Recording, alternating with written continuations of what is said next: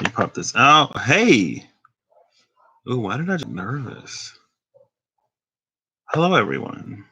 So, I already popped it out. What am I doing? Okay.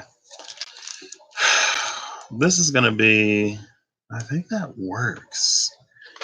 So basically, I'm coming live because I don't know what else to do. Like, I'm in this space where I'm a little bit, not annoyed.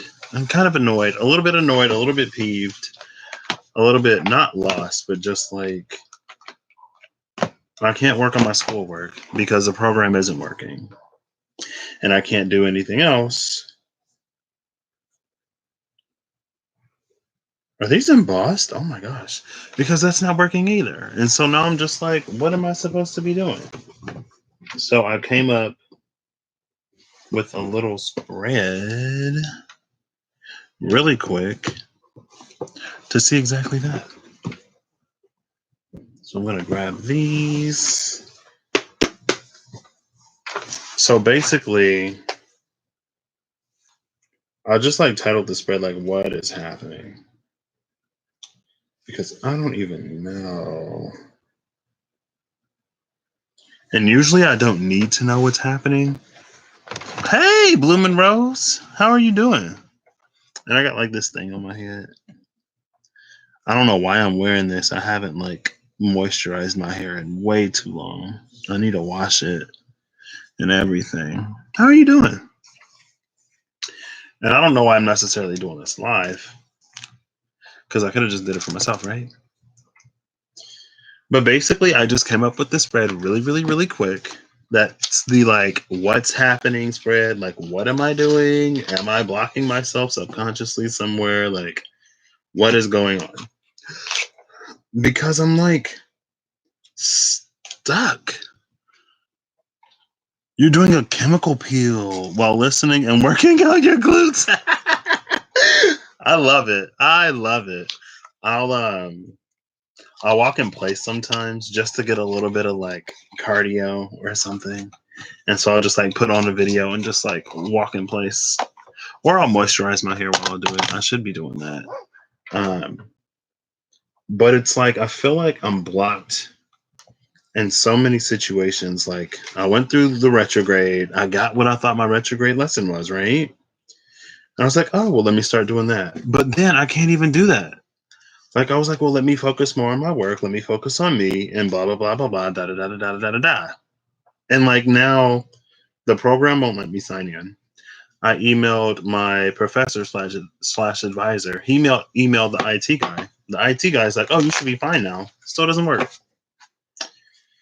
Still doesn't work. So now I'm just like, okay, well, what is happening? Because I feel like it shifted. And I was like, okay, so I'll just like do what I was doing originally, right? And now it's like I'm coming across these blockages where I can't even like do that. So then that's why I just came up with this really quick. But I want to pull you a card really quick, Bloomin', if you don't mind, if you want one, before I get started. Because I'm going to do myself first. And this might be a minute. Calm. Meditation is required. Okay. And usually I like meditation. I've still been going outside. Can you even see me? I've still been going outside. And it's still really nice. But I feel like I'm in this spot. Maybe there's just like a lot of internal sort of like conflict that's manifesting in external ways, but also I feel like I'm in this spot where it's important for me to not, oh girl, ain't no water near here. And I'm not necessarily trying to travel right now. But I will do some more foot soaking meditations because those really help. So I will do that. Um, but I feel like I'm at this pivotal moment in my life, maybe. Bath. I can't fit in the tub. I get uncomfortable because I'm like, ugh, I can't move. I'm a big dude, and the tub. Actually, the tub here. because I'm at home right now. I might try that. But I feel like maybe I'm coming up on this moment where it's going to be very important for me to not decide where I go next so quickly, because maybe the next thing will be or is like a grand chapter opening. Ooh, I'm going to have to rescue now. It's called Spa Day. Yes. Oh, Temperance on the bottom of the deck. Hey, Clarinda. Oh, I'm glad you're home. Temperance on the bottom of the deck, and then a few cards spell out for you with the Eight of Pentacles at the top. I don't know if these are for you or if they're for me, because I was talking about me, but I'll read them and then I'll just take these as general whatever, and then I'll try it for you again, Blooming. But Spa Day, I've wanted a Spa Day since 2016. I was an RA in, is it this shoulder? I was an RA in Owen Hall. I'm wearing my Owen Hall shirt today at Purdue University. Owen Hall was the party dorm, so there would be some nights where we would have like 3 alcohol busts in the same night, and they're late at night. So then after the third one, we'd still be doing rounds, and we'd hear something, and you look at the other person. You look at the other person, and you'd be like, do you want to deal with this, or do you want to like just go to bed? And then depending on what the other person say. But like, I'm the type of person where like, if I know that I know that I know something is up, then I'll check it out. But if like they're just a little loud to me, and then I'll look at the other person, because then I'm like, we're a team. Your godfather graduated from Purdue. Oh snap! Boiler up, hammer down.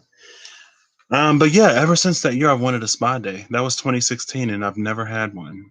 So spa day is definitely on the list. I want to do a vacation this year. The vacation this year is still happening, so everything that's happening right now needs to hurry up and stop, because I'm going to get my vacation by the end of the year. But I do want to do a spa day too. I definitely do. I am in such dire need of a spa day, Bloomin' Rose, like you don't even know. So Temperance is on the bottom of the deck, followed by the Eight of Pentacles, Justice. So there's definitely some upward mobility potential here. And with this Justice right here, this is interesting. Excuse me. Because with the Eight of Pentacles is all about mastery, or dedicating time to something to become a master at it. It's honing your craft, right? Oof, oof, oof. Oh, really? Really? Oh my gosh. Oh my gosh. Okay, I'm back. Also, my luck just kind of turned for some reason. I don't know why. Buffering, it's back. Okay, yeah. If this stops, this is my day now. My day was going fine until maybe an hour ago. Not for me. Okay. And then it's like I had some kale, and the kale fell on the floor. And some other stuff isn't working. I'm not going to complain anymore. But here we go. So the Eight of Pentacles is all about becoming a master at something, right? Due to the time that you invest in it. And it's something profitable, something business, right? And then there's this Justice here, followed by a Nine of Pentacles. So I think for someone, business is about to really pick up, especially if you've like dedicated time. This is kind of sort of like maybe not necessarily something you went to school for. I mean, I guess it could be, but it just feels that like the time that you put into it is your certification rather than something like a degree.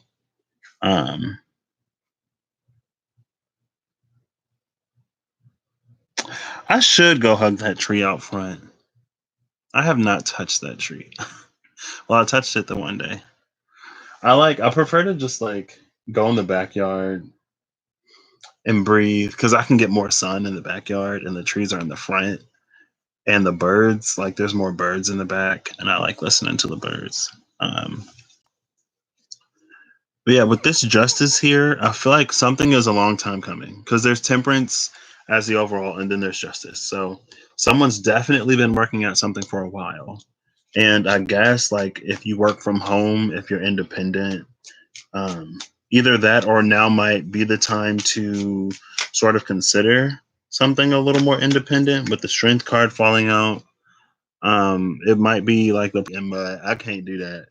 I don't even like when the ground isn't like flat.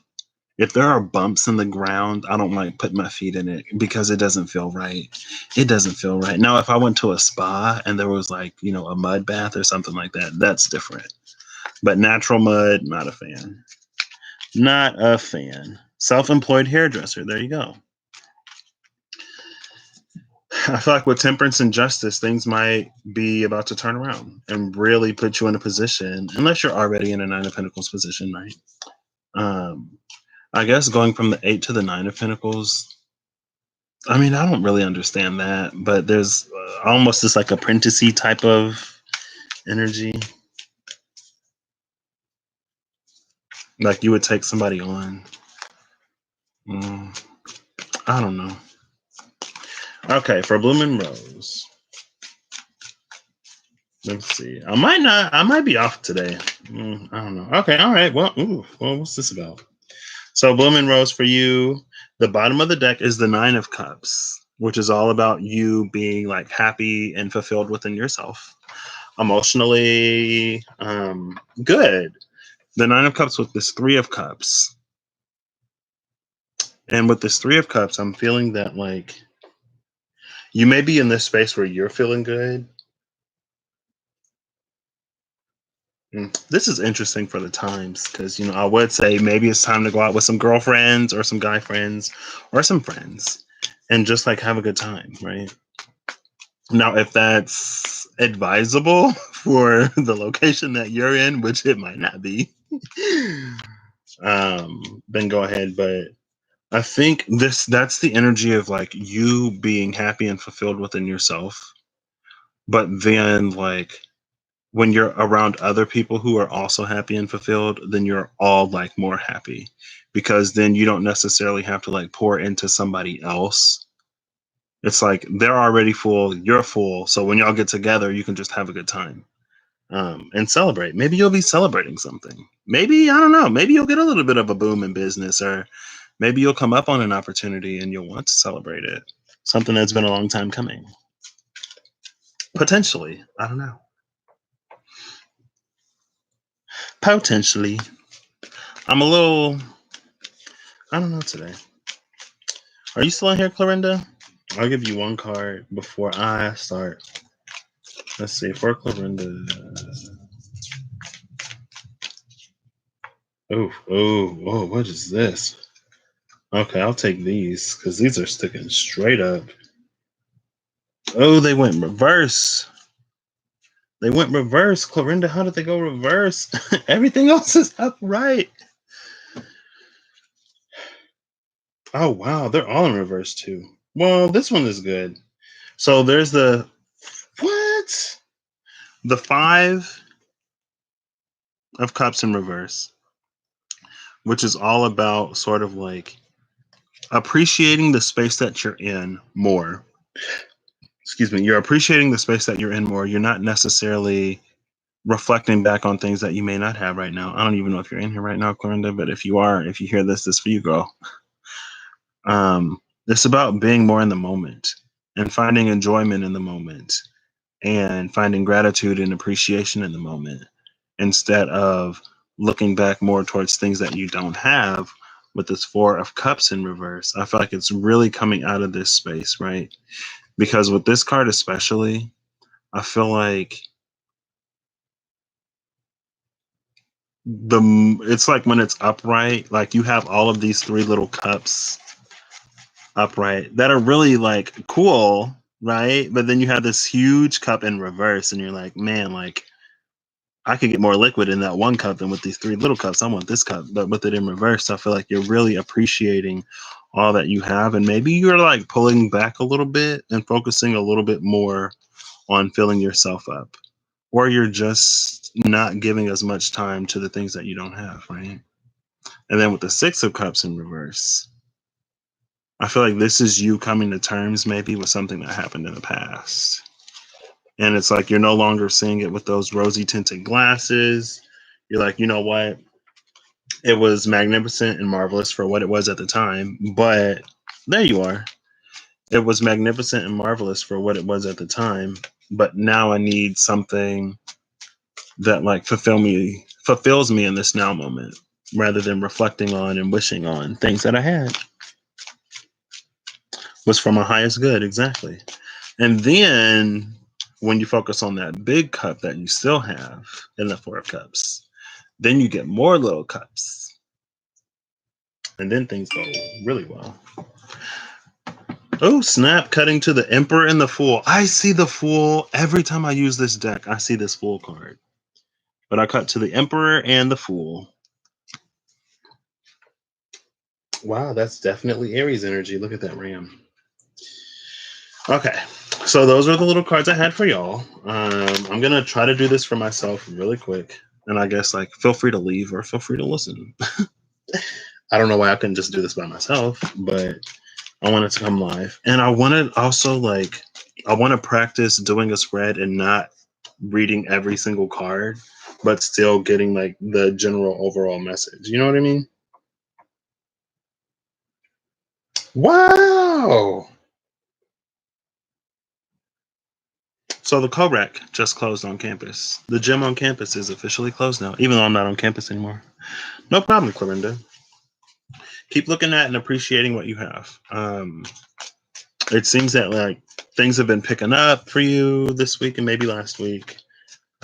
Keep spending time with family and doing the best you can. Okay. So I'm gonna lay these out. Jumped all the way to death. I think I jumped all the way to death. I was on the lovers, so we skipped quite a few, but I don't think this will necessarily be a part of the main major spreads that I'm doing. So I'll give this a few shuffles. And again, this is just because it's like, am I moving forward? Am I waiting? Like, I feel like I was led to move forward, and I tried to move forward, right? Then all of a sudden I can't move forward because the program doesn't want to let me sign in. Plus, it's not going to get any easier to do everything I need to do because there's a limited number of licenses. They're going to be shifting things to online, and everyone's going to be trying to use it. So I just need to know, oops, I'm not going to take this, but the card that just came out is Empowerment 13. Ooh, I love that. Empowerment says grounded, strength, and stamina. Actually, do y'all want one of these Oracle cards? I'll give y'all an Oracle card too. Because why not? I love these. I'm glad I can take these out of rotation. All right, so I want to do Bloom and Rose first, and then I'll do Clorinda. Oracle card for Bloom and Rose. Okay, Blooming. I don't know what this card is, but it just flipped in the deck. Here it is. Oof, oof. That looked bright. So Bloom and Rose for you. Oh wow, you got the Crown Portal, which is number 8. Divinity, unity, and separation. And then you had that Temperance as your overall. That Crown Portal. Oof. Look at that. So things would be popping over there. Oh wait, what is this? Here's another card that flipped over. Or 2 cards that flipped over. Oh my gosh. Hold up, hold up, hold up. Oh wait, I think I messed up. But I guess I'll look at all the oh my gosh. Okay, so somebody's telling me to slow down. And I will. Let me slow down a little bit because I don't know. Wait. What is happening? Okay, all of these. I'm done. Okay, so none of those were flipped over. I just picked up the deck from the wrong side and thought that they were all flipped over. That's what you got, Blue Rose. You got Crown Portal. So that could be like downloads coming in, If you are looking to, because there was the 8, justice, and the 9, right? So if there are ways that you believe you can expand, or if you get a sort of like nudge to do something, I would go ahead and do it. Because a lot of times we try to manifest things and then we get these feelings of things that we should do that'll come to us randomly. It's like divine inspiration, right? But we don't necessarily follow up on them. And I feel like a lot of times those are the answers to what we're looking for, but we don't follow up on them. So if you are getting those things, um, also pay attention to your dreams, I guess. But if you are getting those things, then go ahead and, I don't know, maybe write it down, see if it's worth exploring. And then card number 28, Magical Realms, came out. Magical Realms is belief, confidence, and co-creative power. So yeah, if you get one of those things, one of those nudges, like there you go. There's a certain amount of like, it's like you get the answer, but you have to put the power behind it, right? Those are the 2 I got for you. Now for Clarinda. Okay, that was quick. Clarinda, you got, oh, I know what this is. What is this? Oh, Clarinda, you got forgiveness. Writing and publishing. Oh, snap. Oh, snap. Well, there you go. Believe in it. Put the work in. And go for it full force. And it'll be yours. So, Clarinda, you got forgiveness, which is number 16. Redemption, rebirth, and regeneration. I feel like this definitely goes with the cards that came out before, which is all about sort of moving out of the past and coming more into the present. So with this forgiveness, there may also be some situations where, oh, well, there you go. I need to forgive more. You already know. And sometimes forgiveness, oh, here's another one for you. Sometimes forgiveness is more about us accepting the things that happened in the past enough to release all of the ways that they affected us. So it doesn't necessarily mean that like you have to forgive and forget and like talk to the person, but it's forgiveness as a way to release yourself of all of the baggage that you've picked up from the situations and, moving on. Need to forgive yourself too. There you go. That's one of the biggest ones. So you already know. Y'all already know. And then Sanctuary came out, which is 35. And Sanctuary is healing and comfort, earth and restoration. Ooh, restoration, regeneration. There you go. Healing and comfort, earth and restoration. Sanctuary. That's faith. I said earth, faith, but ground yourself. There was a tree on the other one. Healing and comfort, faith and restoration. So, right, it's all about cultivating that inner peace within yourself. Forgiveness. Boom. Okay. Mom needs her sleepy time. Amen. Hopefully he lets you sleep. All right. See you later, Blooming Rose. Thank you for popping in. Feel it to heal it. I'm all about those trees, right? Ooh, okay. All right. What is that? All right. After this, I'm going to shuffle it and then I'm going to start for myself. Is this the root portal? No. Harmonic resolution 19. This is negativity, anger, and transmutation. So, yeah, definitely transmuting that and creating that peace for yourself, right? All the same message. There you go, Corinda. You get 3 cards.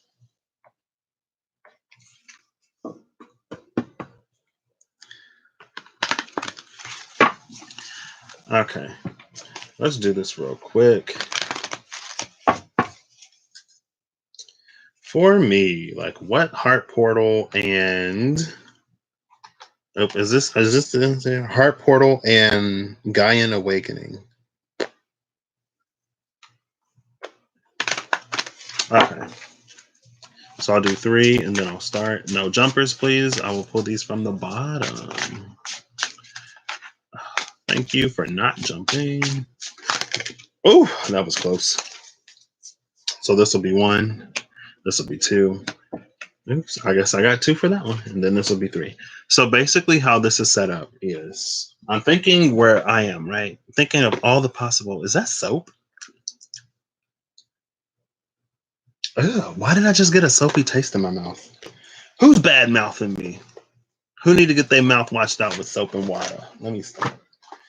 Ooh, I got my mouth washed out with soap like one time, and that's why you will never hear me say a bad word.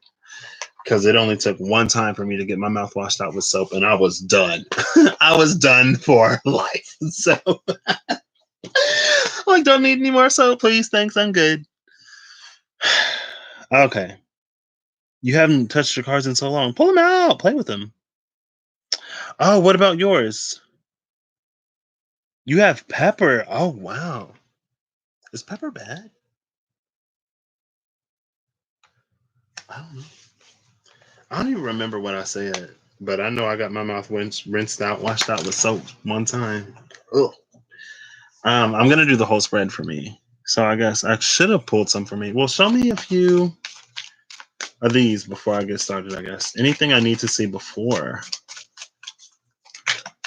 Anything I need to see before I get started. Any pressing messages, first impressions.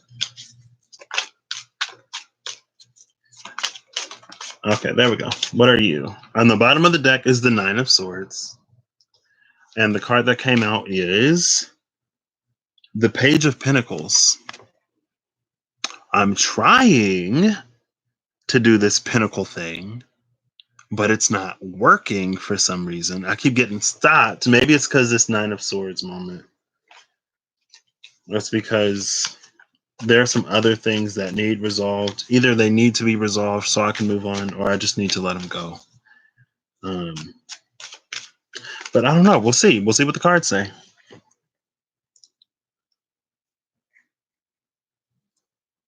Huh. Wow. It's interesting how the times change like that. But at the cut is the King of Wands and the Emperor. That's an interesting combination.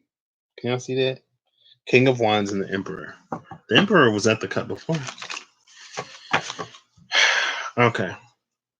So maybe with the Emperor energy, it's about like, with the King of Wands and the Emperor, I feel like that's like screw your feelings, just do what you gotta do. Hey Zelda, welcome in. Welcome in, welcome in. You being in your power, right? That's what I was trying to do, but apparently I'm not trying hard enough or something. I don't know. How you doing, Zelda? How's work? Okay. So I'm gonna give this 3 shuffle cuts and then I'll get started.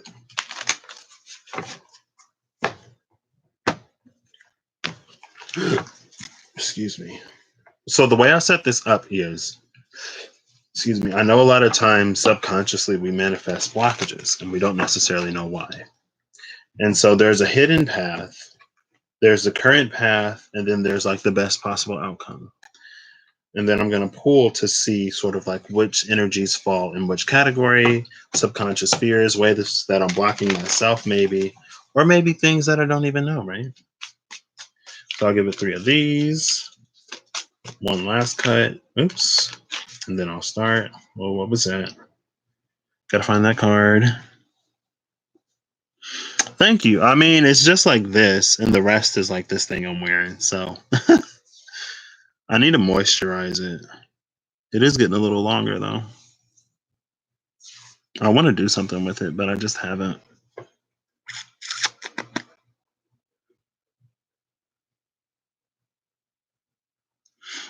Oh, yeah, I remember you saying that.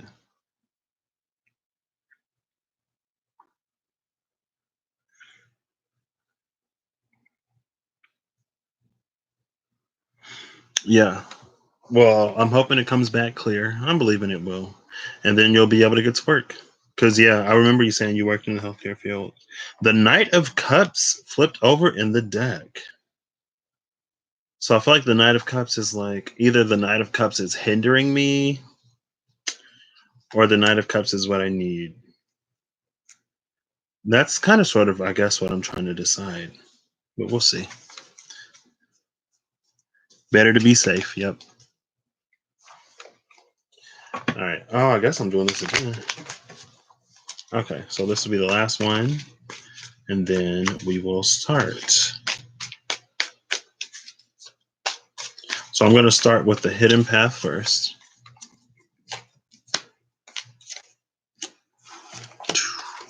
And then we'll move over to the current trajectory. Oh, snap. I see you.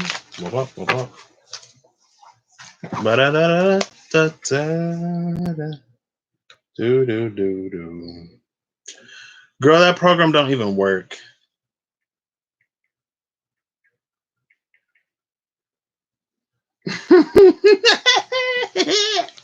Let me stop.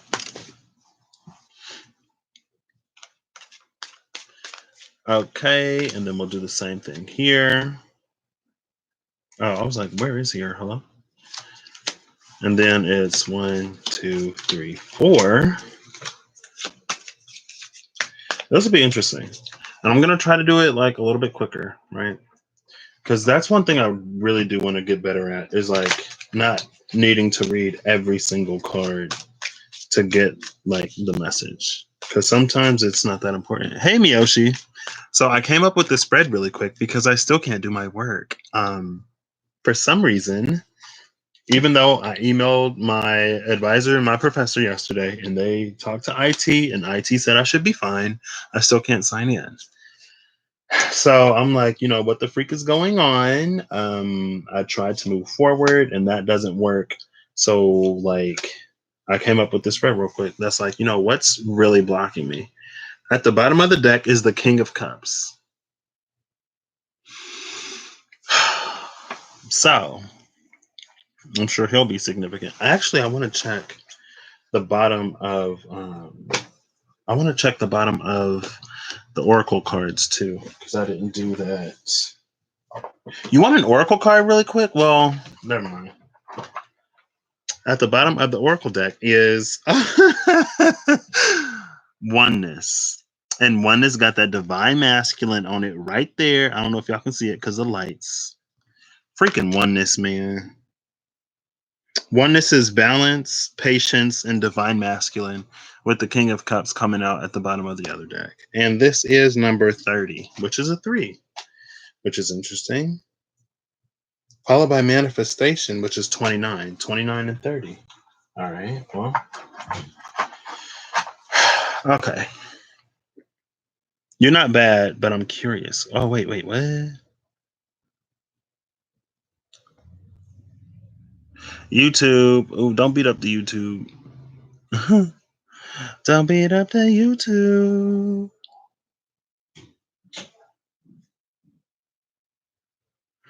Oh, no problem, Zoda. I hope you get to feeling better.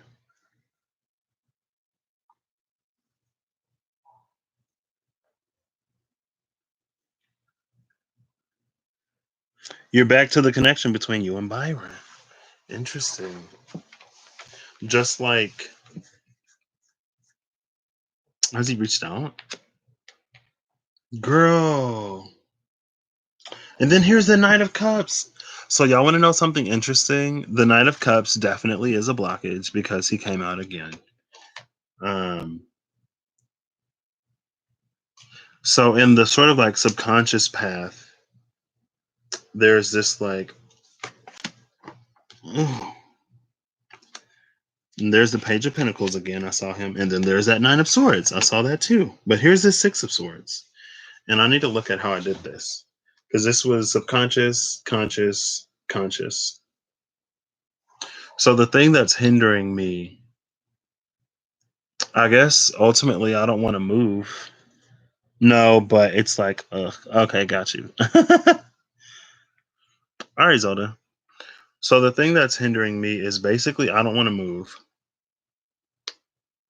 because subconsciously I'm afraid And it's kind of sort of the same as before, but it's like I don't want to make a decision and then find out that I should have made a different decision. Harmonic resolution. This is exactly it. It's like I don't want to walk away from everything that I want, everything that I know I truly want. I don't want to just like leave it, but it's not going anywhere. And maybe there's a part of me that sort of feels like I could do more. And then with the Page of Pentacles sitting in the subconscious sphere, it's like, and with the Ten of Pentacles being the thing, it's like, I could be potentially capable of starting this whole thing that blossoms into this beautiful, magnificent, wonderful thing. And I guess I'm afraid that I'll regret it if I do move on.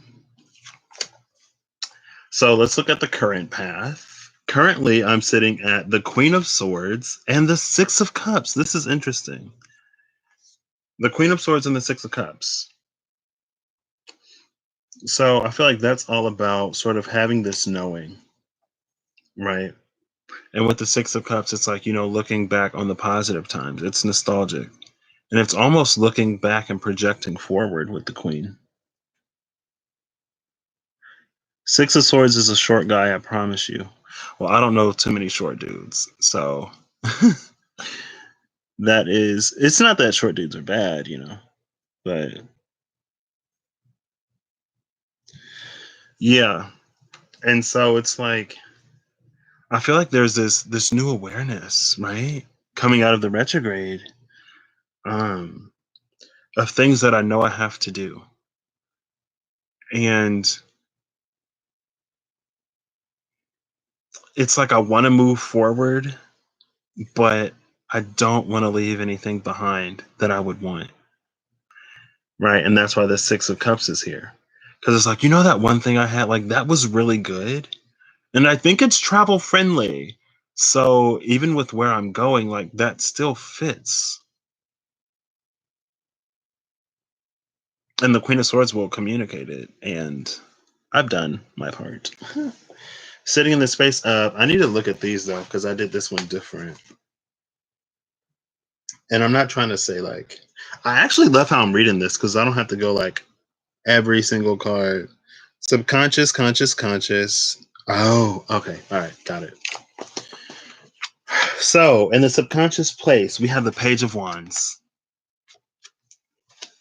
There are so many pages. Well, I guess there's only 2 pages right now. Page of, and then there's a Knight. There's lots of court cards right now. Page of Wands in the subconscious. Freaking Queen of Wands in the conscious, I guess. With the Five of Swords in the conscious. And then the King of Swords. Oh, goodness. Oh. Oh. So the card I have for myself is the Queen of Swords. The blockage is the Six of Swords, is the Six of Cups. And the biggest weight for where I am currently is the King of Swords. If that tells you where I am at all. So, like, there's literally 3 court cards right here.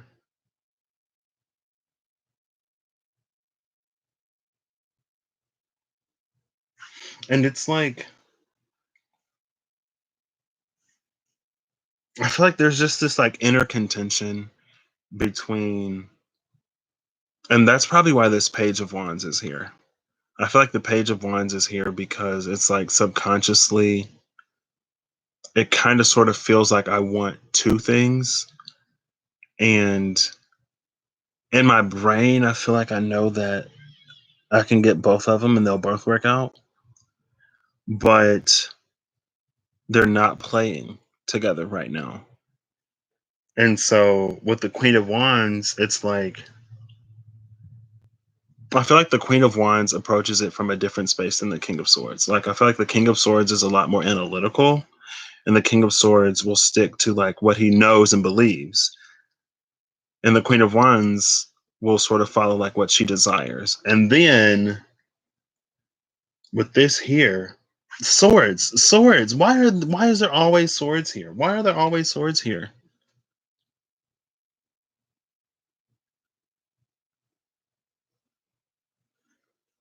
Okay, let me see what's that. Italians. I know a lot. We all short. Oh, Clorinda with the short dudes. Why am I back to this? I don't know, Miyoshi.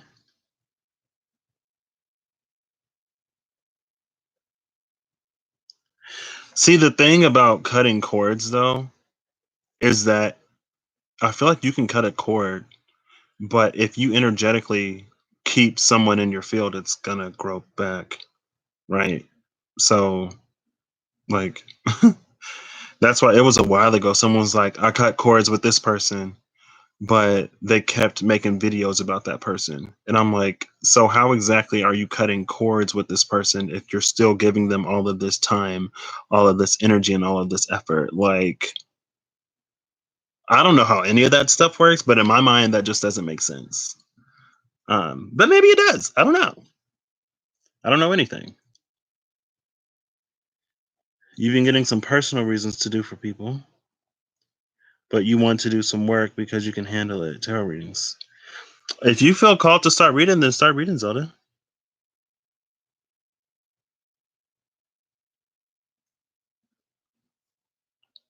Energy is fluid.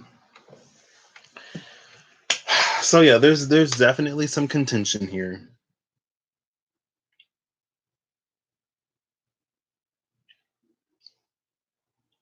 And maybe part of me honestly went so hard because I was like, you know what? If this is what I'm getting to focus on myself, then I'm gonna focus on myself. F everybody else. I didn't say F everybody else, but I was like, I'm gonna just do what I need to do. And that was sort of kind of Queen of Wands. And then King of Swords came in and was like, hold up, wait, that wasn't whatever. But I love how I have like internally, I have feminine and masculine representation. Yes, which is accurate. But I have two queens and one king. So it's the Queen of Swords versus the Queen of Wands. I don't know. What's the card at the bottom for this one? Oof, shook. I don't read these in reverse. Oh no, there's two of them. I forgot. I don't read these in reverse, but I will note that this one is in reverse. The third eye portal was in reverse. I don't read them in reverse, but it was.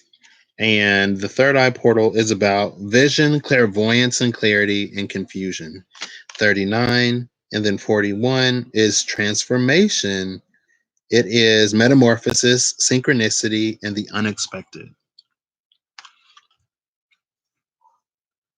So my vision is transforming, and I'm noting the purpley colors, right? And then the greens speak to creation.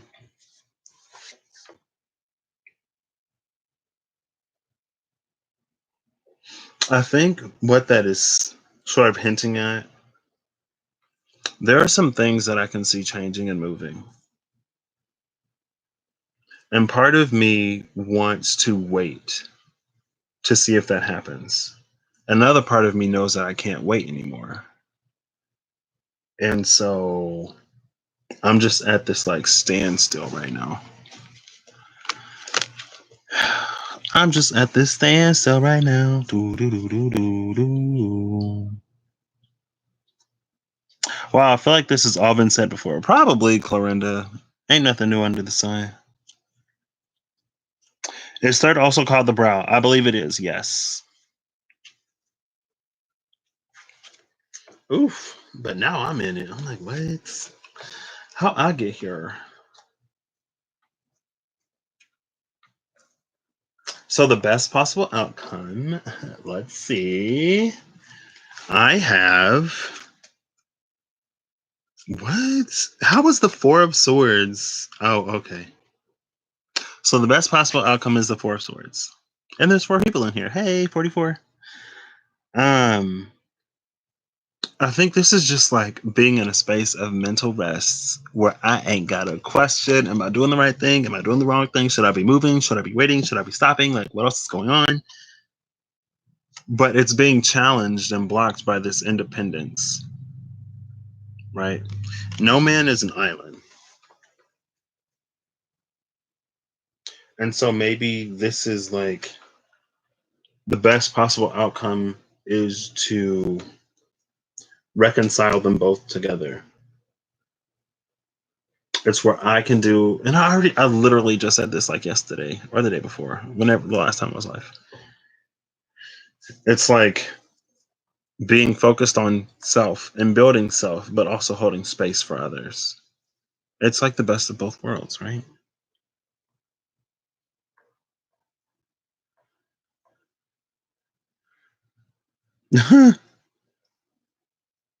Close until next month. Wow.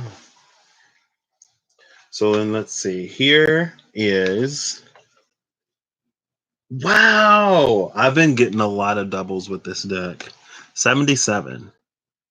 So the subconscious fear is the Seven of Cups, and the subconscious hope is the Seven of Swords.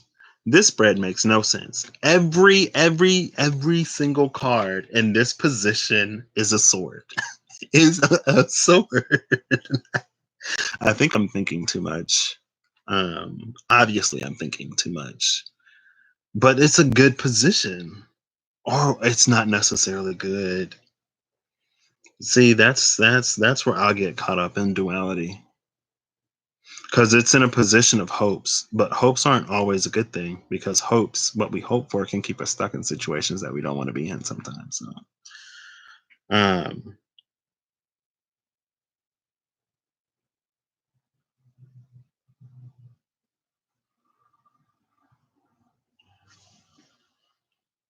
I guess maybe part of me is wanting to wait. Hold on, wait. Oh, of course. And then the moon just came out to clarify it. So I don't know what's going on. I feel like all of this means, and look, y'all see this? Look at that little moon. The little moon and the Seven of Cups. I'm done. This means I'm not supposed to know. I gotta live it. Seven, divine number. This is like, I'm just wearing this little thing. And then my hair is. Even though my hair is dry, it is so dry. I ain't moisturized it in a hot minute. But no, I'm not deep conditioning Miyoshi. I need to wash my hair first. I should deep condition though. I love deep conditioning.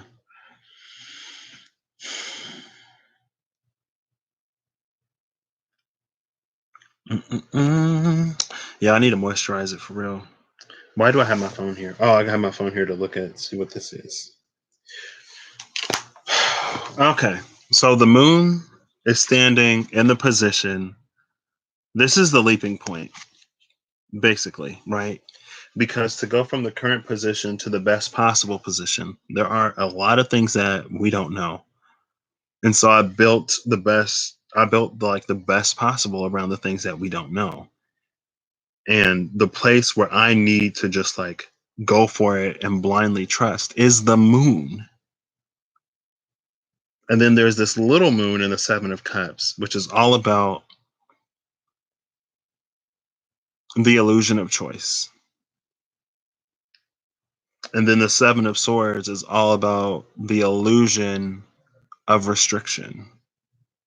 And so it's like I have all of these options, all of these things that I could do, all of these limitless directions that I could go.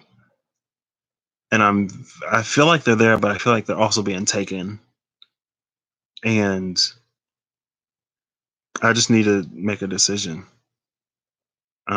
I feel like with the Four of Swords, it's like think less, do more. Because what this is telling me is that continuing to worry about it will not provide you any answers. And obviously, the spread is telling me that they're not going to tell me what to do, which is fine. I respect that as a reader and as a person who doesn't always need to have every single answer. But literally, I feel like this spread is just telling me what I already know. So the guidance is to do what it is that I'm already being told to do. So I think this is confirmation to keep doing it. And so I'm going to keep doing it. And I know exactly what that is for me. Um, but now let's look at the Oracle card on the bottom of the deck. And the Oracle card on the bottom of the deck, it was also in reverse. It is Inspirational Creation, number 24. Alchemy, the elements, and innovation. Inspirational creation. It's all about alchemy. So maybe this is about transmuting, right? Transmuting all of the worried, anxious feelings. And like I feel like that speaks to like this with this Four of Swords and this Nine of Pentacles. It's like do everything you can and then leave the rest to us. Just like you always do. Or you should be doing. And so yeah, that's what I got for me. I guess Miyoshi, I guess Miyoshi and Zelda. I don't know. I didn't pull any cards for y'all. I was gonna like do this like really quick because I want to see if it works. I feel like whenever I do it on myself, I can like make it work, but you know.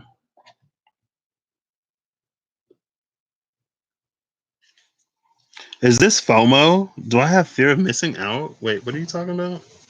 Who got FOMO?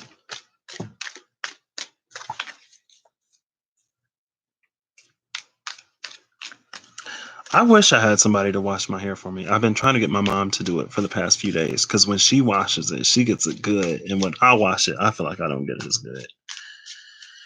So I need to know. Right, Miyoshi. I'm up here talking about choices and how great. Like, I feel like we don't have actual choices, and then I'm presented with actual choices, and I'm like, I don't like this. I mean, I do, but you know,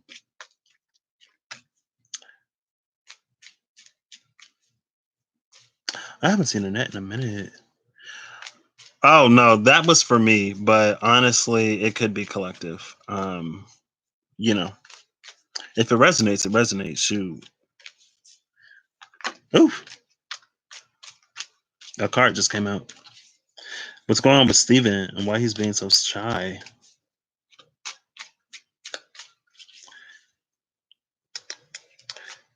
Wait, a card for Zach. So wait, what do you have FOMO about, Miyoshi? So the card that came out is the moon. And strength is on the bottom of the deck. So I feel like that's the answer to both of those questions. um I feel like we might be in this period where things are just the moon duh. With the Eight of Swords, okay, what's coming out with the Eight of Swords? Eight of Swords and the King of Wands. But I feel like that's like the illusion of that's us feeling more powerless in situations than we actually are. I was gonna say, although this moon energy feels very Piscean, but the moon is a Piscean card, so that makes sense. And Mercury did go back into Pisces, so Mercury is officially in Pisces again. So everything is nebulous now. We have the Sun in Pisces, Mercury in Pisces, Neptune in Pisces. Saturn is about to move out of Capricorn. And I don't know what's happening. Illusions, yay. I feel like it's all about sort of like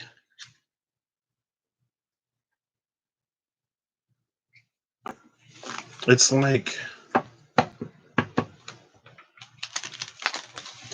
like we're in this forest we're in like this misty forest, right? And people say, oh, like, don't go in there because once you go in there, you'll never come out. People have died in that forest because the mist is so thick. Not saying anybody's going to die, but people get lost and they get so lost that they never find their way out. Now, if you have taken your wilderness survival classes, or if you are a boy or girl or other scout, you might be able to survive in the forest off of the berries and stuff, where you could be lost forever. And hey, at least you're not dead, right? But it's just like the mists are so thick right now that if we try to go based of our eyes, we're not gonna see it because we can't see anyway. So it's like the moon is what we need to trust right now, because the fog is so thick that even if the sun was out, even if it were daylight, we still wouldn't be able to see anything because that's how thick the mist is. And so it's like, don't go based off of what you see, go based off of what you feel and what you know to be true in the pit of your soul. um I feel like this is a time to really discover what the voice of our soul is and to learn to follow its calling. Some of us are going to do it. A lot of us probably will never even like hear it. And then it's like, it's not like a race, but it's like we're all in this position right now. And the people who can make it out of the forest before the fog is cleared will be the ones who lead packs. Um, and so, I mean, that's basically the same. Like, we have the keys and it's time for us to drive, right?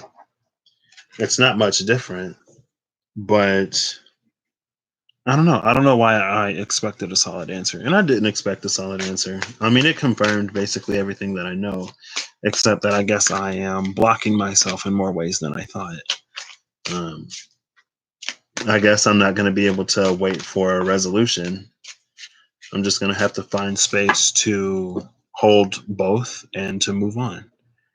Um, and honestly, personally, it's exactly what I was already feeling every time I would ask the question, like, what do I do? Right.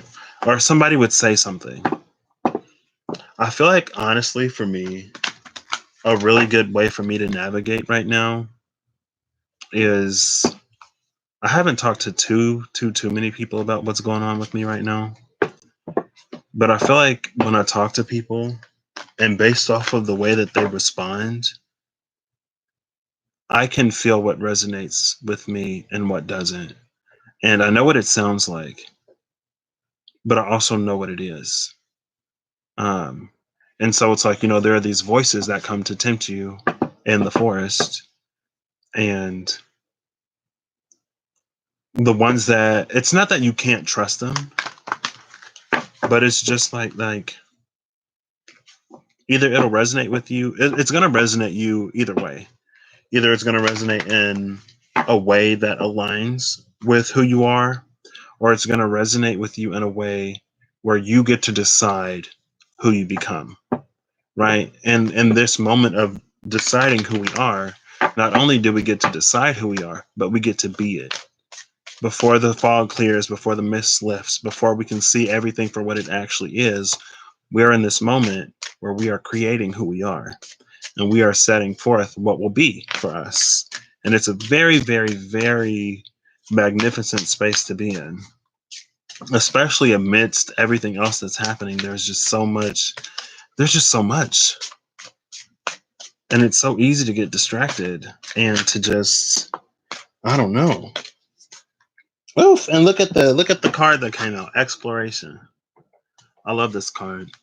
Exploration is about um boldness, unknown, and limitless. It's number 15. Unknown. Y'all see that? Unknown. It's time to explore it. The real explorers of the world. Okay, what are y'all saying? I'm sorry, I've been out of it. I've been out of it. What does the strength card really mean, though? I'll tell you what I interpret it as in a second, Zelda. Clips of Snow White and the Huntsman lately. I saw that movie. That's the one. Is her name Amanda? Was she Karen? Amanda Siegfried? Is that her name? I saw that in the theaters. I was like, oh snap, what?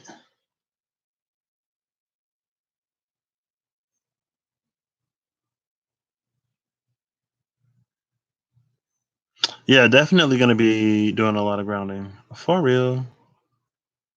Hug those trees. I'll give the tree a hug tomorrow, Clarinda, for you. It's still cold outside, so hopefully it won't be crawling with like bugs and spiders and stuff, because that would be gross. Oof. Check out my video. Your art tarot. Oh snap. It's 3:33. That's a good sign.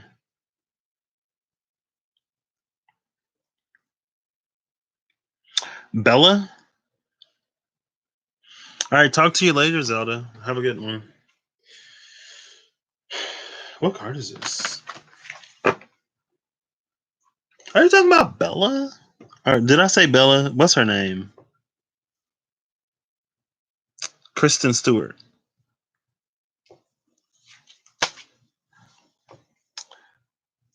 Kristen Stewart. You got to talk to them too. Oof. I don't know what I would say.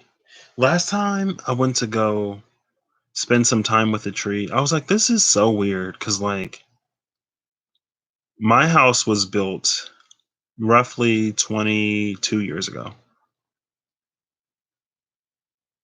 And I'm sure those trees are older than 22 years old. So I'm like, wow, I really like, they just built up a whole house here and everything.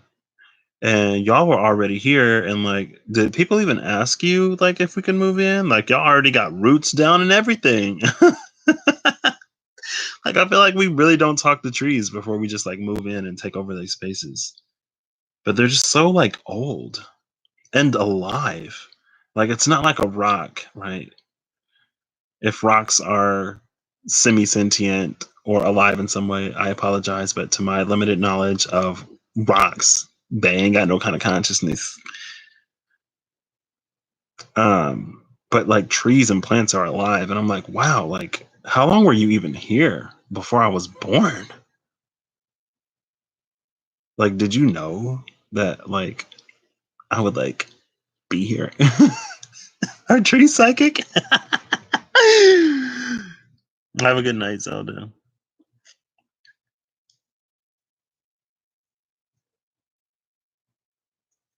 Okay, I'll do that. So the card that came out at the bottom of the deck is Trust, number 42. Overcoming doubts, insecurities, and patience. This is the second time that patience came up, because patience is also on the oneness card. So it's about trust, like I was saying, right? Following the moonlight. Okay, Miyoshi. I will get you an oracle card and a tarot card. Give me a card from Miyoshi, please. One of these cards from Miyoshi, please. Oh, girl. Ooh. Oh, there go my body. My whole body. Okay, there we go. That's what I got for you. I don't know where that card just flew to. Oh, it's right here. Ooh, and it's on the side. That's interesting. At the bottom of the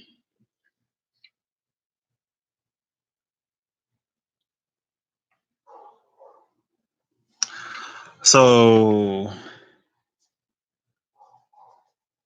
at the bottom of the deck, Miyoshi is exiled. Exiled is number 14, and it is illusion of separation, disconnect, and isolation. So, illusion of separation, but also disconnect and isolation. So, I'm not even trying to read these anymore because I don't. Let's see. Let's see. What card? Ooh, that was and like with these cards, I always take whatever comes out. So if the whole deck falls out, then I take the whole deck because I love these cards. I love when they talk to me. I would never tell them to shut up. Okay, a card just came out. At the bottom of the deck is the Magician.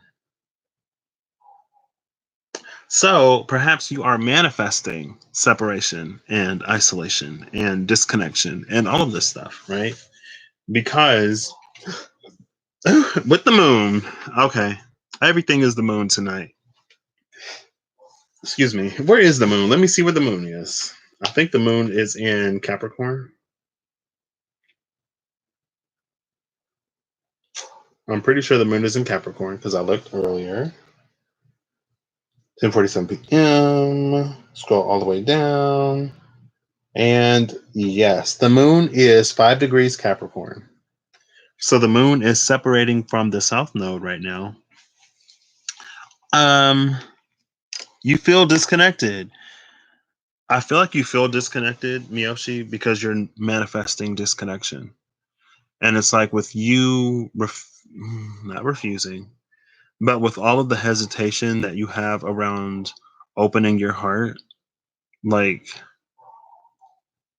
how I don't want to say it that way, but it's like if you refuse to open your heart, you're refusing the connection that you're seeking, right?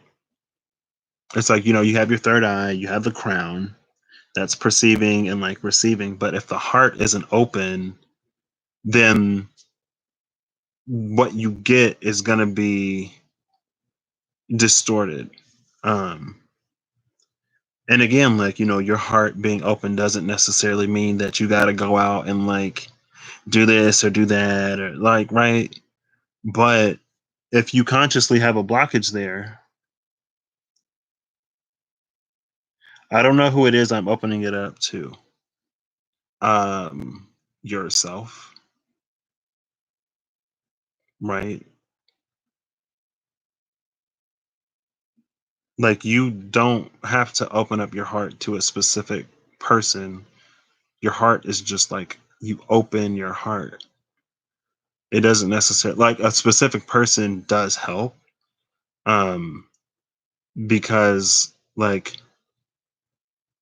that's how you really like do it. But besides that, it could just be like you processing through and healing a lot of the stuff that maybe you have to process through and heal. A lot of the scars and wounds and fears associated with opening your heart back up. Some of that maybe you can do without necessarily having a person there. But yeah, there you go. Do the 7 chakras, or if you want to just do like heart chakra and like really focus on that, you can do that. But you don't have to open it up to a specific person. But the heart does play a very vital role in us being like connected because it's our connection chakra. It's right. That's the one that's responsible for connections. And when that one is open and fully flowing, then you move up to the ones where you interact with other people and other entities and you receive from other people and other entities, but without that open, like there's no open communication, so you're going to feel disconnected. The card that came out is the solar portal. Interestingly enough, which is 36, it is being centered, balancing power and manipulation, right? So maybe with this manipulation, it's like, there's a certain amount of control that you are exerting. And it's like you can't even get to the heart chakra because your solar plexus it's fearful, maybe. What is this? And then the next card that came out is Majestic Eminence, which is number 27. This is another 9. I believe 36 was the other one. This is Priestess, Divine Feminine, and Worth. Priestess, Divine Feminine, and Worth. Um, but yeah, that's that isolation. That's the disconnection that you're feeling. It's because, like, I don't know. And that's actually one of the things that I notice is that, like, the more I open up to love, okay, let's not make this about love. The more I allow my heart to be open And the less restriction I put on it, the more connected I feel, right? Um, and that's like every time I have these internal shifts, they're always related to different phases where my heart opens up more. And sometimes it is connected to a person. But honestly, a lot of times it's just me allowing myself to feel what I'm feeling without trying to restrict it. Um, it's like once I make the decision to no longer restrict how I feel and to not react out of pain and out of hurt and out of disappointment and out of a lot of things, that's when it opens up. It's not, it's like through the hard times, through choosing to be strong of heart when it's difficult, I find greater connection.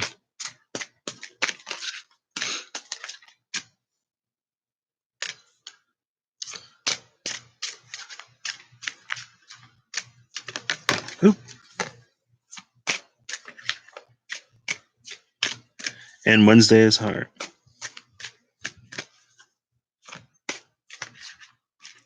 Well, I mean, it's not what you know how to do because I got really good at it too. Honestly, I got really, really, really good at it. And getting reaccustomed and reacquainted, exploration again. Getting reaccustomed and reacquainted it wasn't painful, but it was a lot because I can feel a lot. And I was like, I haven't felt this much in a long time. Exploration and divine masculine just popped out, which is interesting because divine feminine just popped out. Right? Oneness and exploration. So maybe just, I don't know, go in, tap into that universal oneness, right? Because then maybe you don't have to give it to a specific person or wonder like, who is this person? If you tap into the universal oneness and the universal love for everything, right? Then maybe that'll be a way to circumvent and circumnavigate the things that you don't necessarily want to do. But yeah, I would definitely say, like Clorinda said, just like play the music. Either all seven chakras, or if you can even find just the heart chakra. And I think Meditative Mind is a really good channel to do that. Because I know over the summer, I was directed to Meditative Mind to listen to throat chakra clearing music because I was going through a lot of throat chakra stuff. Probably after the heart chakra stuff, now that I think about it. But yeah. So yeah, if they have the heart stuff, then just play it.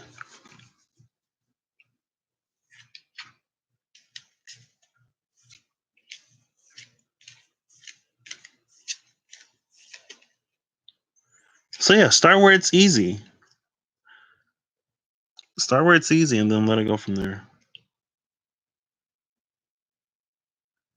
Because I started by getting reconnected to family, like really reconnected to family.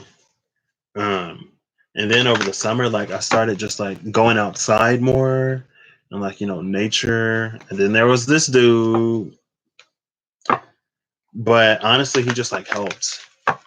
He helped me get comfortable and reaccustomed to like loving a person. But that had its own challenges. It's gradual, right? You don't got to do it all at once. But the more you do it, the more connected you'll be.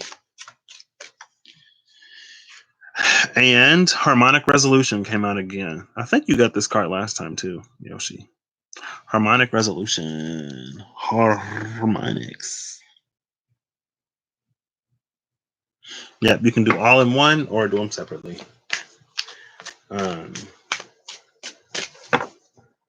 So yeah, this moon card. Let's do. Oh, I'm gonna pull all of these. Hey, since I have these out, I'm gonna do 3 piles, and there's gonna be 2 oracle cards, and then we'll do the rest. So pick one that you want, I guess. Somebody just picked pile number 1. It's fine. Let's see. So I'm gonna do 7. 1.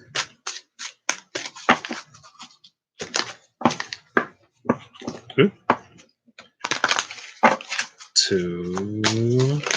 Oops. Okay. We have Manifestation 29 making an appearance. Not going to take it, just going to note it. 3,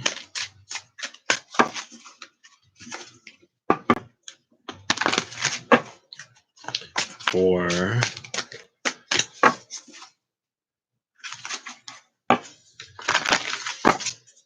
5.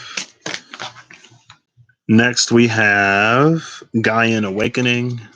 Accurate. Gaian Awakening came out earlier today too. 6. Excuse me. And 7. So I'll do one from the top and one from the bottom. Oh wait, where did this one come from?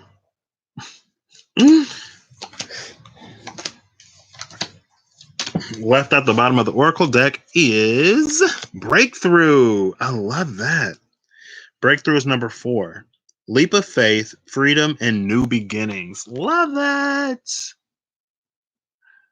I want you to know you're about to break free.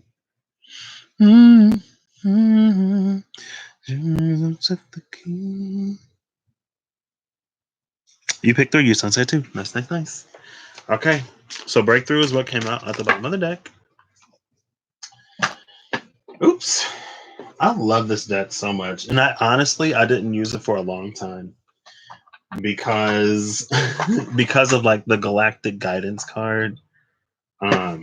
So I actually started following her. I didn't start following her. I found her. I came across her on YouTube. And then she said, "Oh, I also have an Oracle deck on my website." And I was like, gotta go buy that. But it's a little bit of like ET stuff, Pleiadians, Arcturians, Orions, the Lyrians, all of them. Honestly, if I'm being kind of honest, I kind of sort of like resonate with Orion a little bit. And I feel like at first I was like maybe Arcturus, but after I started like, I don't know. Anyway, a lot of people feel Pleiadian. And then at some point it's like, I don't know. The what'ems?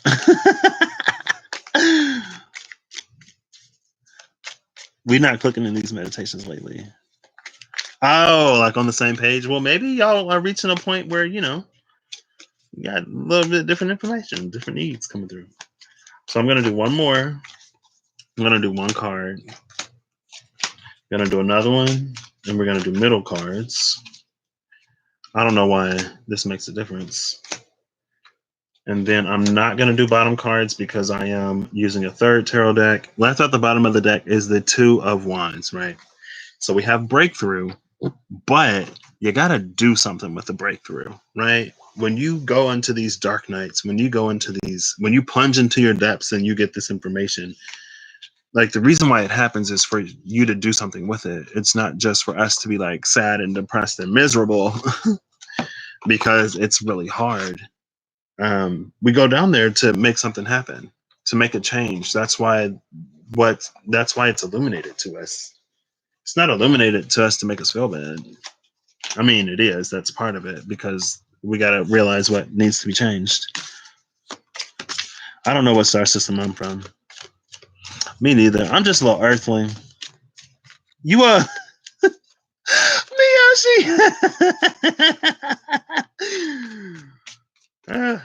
I'm just an earthling. This is my first life down here, actually. I'm a fresh baby soul.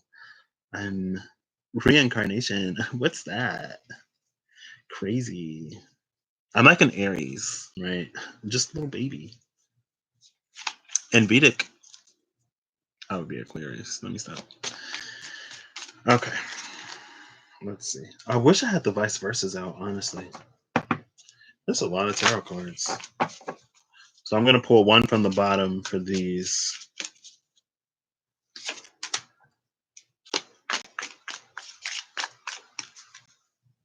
I love pulling cards from the bottom because you always get like the subconscious matter, right? like what's under the depths of the situation. Sometimes it's hard to understand if you don't clarify it. Left at the bottom of this deck is the Page of Wands. So with these breakthroughs that we have the Two of Wands do something with, we're supposed to pursue it with this Page of Wands sort of like brand newness slash fascination slash just like curiosity with this drive. Like that's the Page 2.0, right? And so it's like abandoning everything that we thought we knew, because to put expectations on it is to limit the experience. How many times have I said that? Okay, so for pile one, we are starting with boom, the shadow side. Oof. I think if you pick this pile, it's time for you to stand up and it's time for you to really begin to face those inner demons. Clarified by the Ten of Wands and the Death card. Oof. So yeah, definitely. I feel like if you pick pile one, sometimes the things that we struggle with the most don't even come from us. It's like we struggle with these expectations of what other people wanted for us, what other people told us we were or are, how other people treated us. And then the bulk of the shadow becomes all of the bulk of the shadow in this death is just like maybe you reaching the point where you just like realize that a lot of the pressures that you feel, you don't even necessarily care about. It's like, where did this come from? I never even cared about this. Why do I care about this now? Right?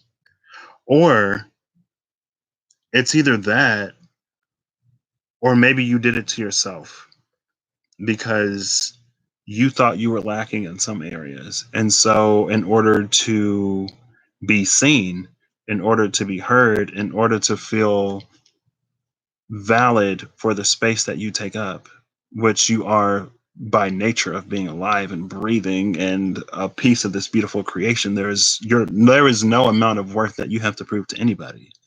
Your living and being here is proof enough that you are worth it. But if you were never in a position to be told that or to understand that, then it's like there are all these adapted behaviors to seek validation elsewhere. And it's like you're starting to realize that a lot of that stuff doesn't even vibe with who you are. And so it's just time to cut a lot of that out. The first card you have is Exiled. So, wow. Exiled, again, it's 14. It's illusion of separation, disconnect, and isolation. This is the illusion of separation, right? It's everything that, and the shadow side, the illusion of the separation, the isolation. It's like you're cowering, hiding behind these pillars, like praying that he doesn't come and like find you. When in reality, like that's an illusion. And what you're hiding from, in some ways, you're hiding from yourself. You're hiding from yourself because you've always hid yourself. And so there are parts of you, maybe parts that people rejected, maybe people didn't even get a chance to reject you fully because you always feared that they would. And so there are parts of you that have never seen the light of day. And now they're coming to you begging to be felt and begging to be seen, begging for you to validate them. But all you feel is like shadow creeping in on you. But that's you begging yourself for forgiveness and you begging yourself for freedom and you begging yourself for validation, like you begging yourself to be seen. Like if nobody else sees you at the end of the day, at least we should see ourselves. And that's why this exile card is here. And then we have harmonic resolution. So this is all about balancing and integrating that, right? Harmonic resolution 19. It's negativity, anger, and transmutation. There's a difference of 5 between them, and 5 is it plays out chaotically on the 3D. um, because any type of change isn't necessarily the greatest, but it's a very beautiful number. Um, and so, like, I feel like at the end of the day, once you realize that the person that hurt you the most is you,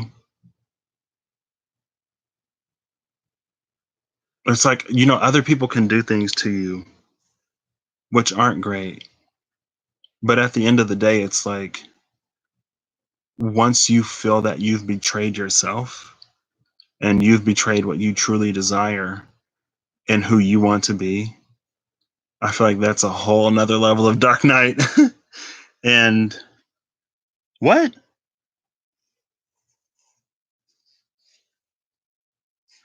I mean, I didn't pick a pile. Why are you so worried about who picked one? Why are you so worried about who picked one, Miyoshi? I'm just reading them. Sometimes, like when I have I do like four piles. Not everyone necessarily chooses one. Or maybe somebody will watch it later. I don't know. But with this harmonic resolution, I feel like there's a lot of self healing that we need to do when it comes to how we've treated ourselves and when it comes to the situations that we've allowed ourselves to be in. And that's the transmutation on the harmonic resolution. Um, oh, I mean, I don't know. I was just talking. So that's pile one. Pile one is a little heavy, but it's like, the heavier the thing, the more beautiful the outcome. And if that, like, that's the one thing I've learned about Dark Nights. It's the darker the night, the heavier the burden, the more it feels like it constricts your very soul.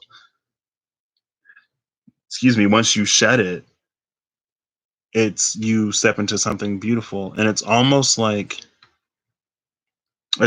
we are these vast souls before we incarnate down here, right? And when we come down, when we fall from the heavens and we enter a womb that is void and awaiting a soul to, be a person, it's like as it falls, there are all these like different things that condense and condense and condense and condense it. And when we go through these dark nights, it's our soul expanding at the walls of the container it's in, right? And so we have these dark nights that suck, but after we go through them, after we integrate, it's like that layer sheds away. So we get to expand more. And as we continue to expand, then we continuously hit these layers and we continuously hit these walls and we continuously hit these sort of breaking points. But on the other side of that is all of the reward, right? Is all of the beauty. Okay.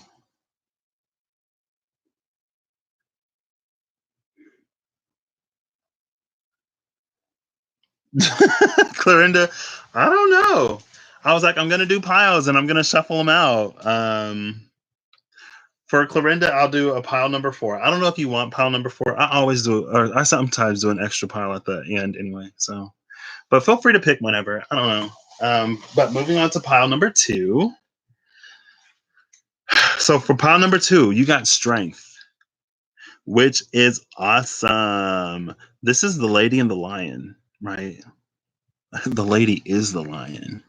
If you get on her good side, she the lady. If you get on her bad side, she the lion. If you on her good side, she's the lion because she's cuddly and she's warm. If you get on her bad side, she's the queen of swords and the queen of wands. She ain't the queen of cups. Well, she might be a little bit because she might cry as she go in on you, but she's going in. You picked pile two. Okay. So we have strength clarified by the Knight of Swords. Love that. And the Lovers. Wow. Okay. So for this pile, I am definitely seeing that it's time for you to put a little bit of like, it's time to be the lion.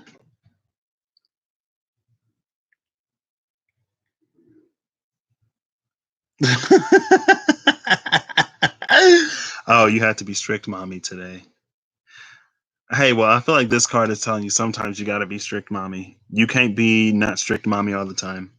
Because with this Knight of Swords, between the Knight of Swords, the Lovers, and the Strength, I feel like it's time to put a little bit more bite behind your bark. It's time to. There's this energy of like temperance here. It's time to know when to be loving and when to be caring. And then there are also times when you need to be strong and assertive and stand for what you know, right? Because the truest, in my mind, in my opinion, the truest essence of divine femininity and femininity in general is knowing when to create and knowing when to destroy. Like in my mind, the divine feminine plays both creation and destruction because out of destruction comes new creation. And in order to create something, something else must be destroyed, right? Because we don't create from nothing, we create from something. With something, we create. And even with manifestation, it's like, there are these like energies and different things that we use to mix together, but the things that we get, like there's still a 3D material that it's made out of, right? Even money is made out of like paper, and to make money, maybe you got to cut down a few trees. Um,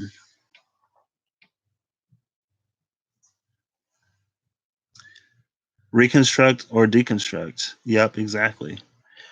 And so I feel like this is really speaking to that. But with this Knight of Swords here,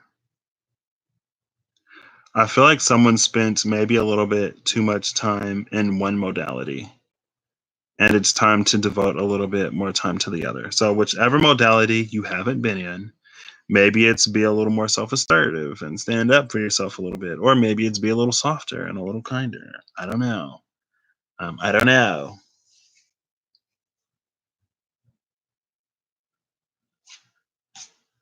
Now, let's see what we got here. Oh, well, solar portal. Solar portal and the crown portal. Wow, I love that. Solar plexus chakra and the crown chakra. So, the solar portal is being centered, balancing power, and manipulation. Crown portal is divinity, unity, and separation.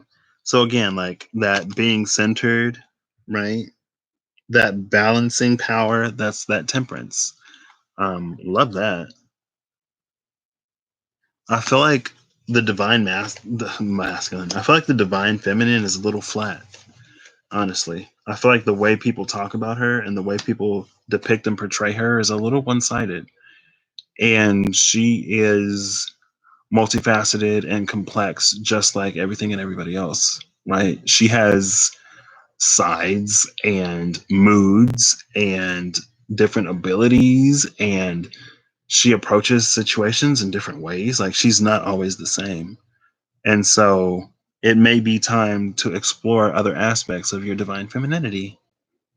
Even if you are a man, or even if you identify as a masculine, if you picked pile two, I feel like it's time to explore aspects of your own divine femininity. Um, and I think sometimes it's like, I don't know, it's like I get like the Queen of Swords is still the Queen of Swords, right? So even when the Queen of Swords is like cutting people down, she doesn't all of a sudden become the King of Swords. Like, no, she's still the Queen of Swords. That's still feminine energy.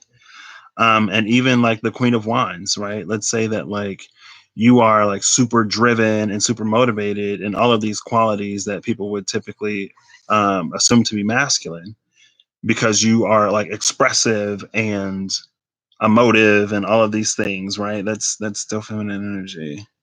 Like you get sides, yin and yang sides, just like the masculine. Like it ain't. I don't know. Y'all know what I'm saying.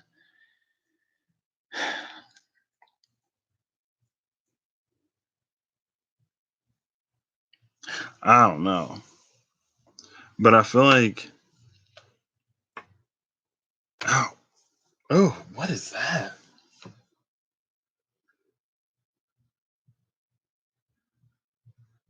What is that? I don't know. Weird. That's what that is. Okay, so pile 3. If you chose pile 3, we have the sun. Here comes the sun. Do do do. This is my pile. Here comes the sun. I've been seeing the sun cards so much. In this deck especially, I see the sun a lot. Um and Miyoshi, you actually got the sun the other day too. Last time I pulled cards for you, the sun was the first card that came out. Let's see if one of these is the tower. The sun clarified by the 3 of Pentacles and the Hermit. Wow. So that's Capricorn energy and Virgo energy. Lots of earth energy for the sun. Um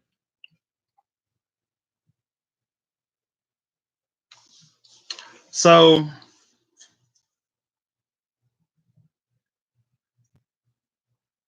the sun illuminates. The sun gives vitality and life, right? On a certain level, I don't know what this is.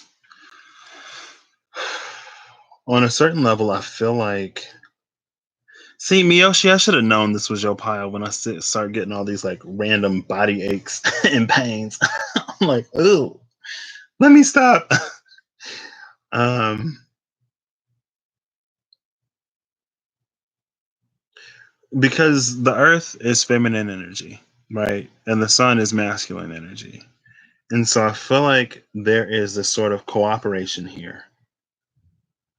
I feel like there's this masculine energy that wants to come in and wants to cooperate. Now, by this masculine energy, I don't think it necessarily has to be a different person. I think this could be your own masculine influence, right? Just as if like you were a feminine, or if you're a masculine who picked pile number 2, it's like integrate and discover more of your divine feminine side, even if you're a masculine. I feel like with this one, it's like learn how to use your own masculine energy to really push the things forward that you want to create, right? And that's what this 3 of Pentacles is here. And I feel like there's this heavy element, there's this task of learning it because the Hermit is here. And so the Hermit is all about introspection, right? So further, for me as a reader, for further clarification that this isn't about someone else coming to be your son. I think this is you learning to be your own son because the Hermit is the last card that we clarify it with. Um,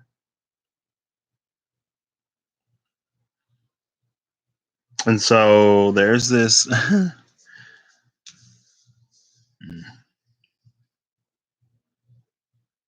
um,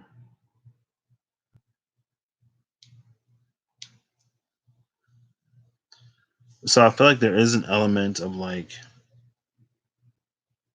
also it could be that like spirit, some kind of spirit, maybe ancestors, maybe some kind of guide, maybe an angel wants to come in and work with you, but it's going to require you to elevate in order to really make it happen.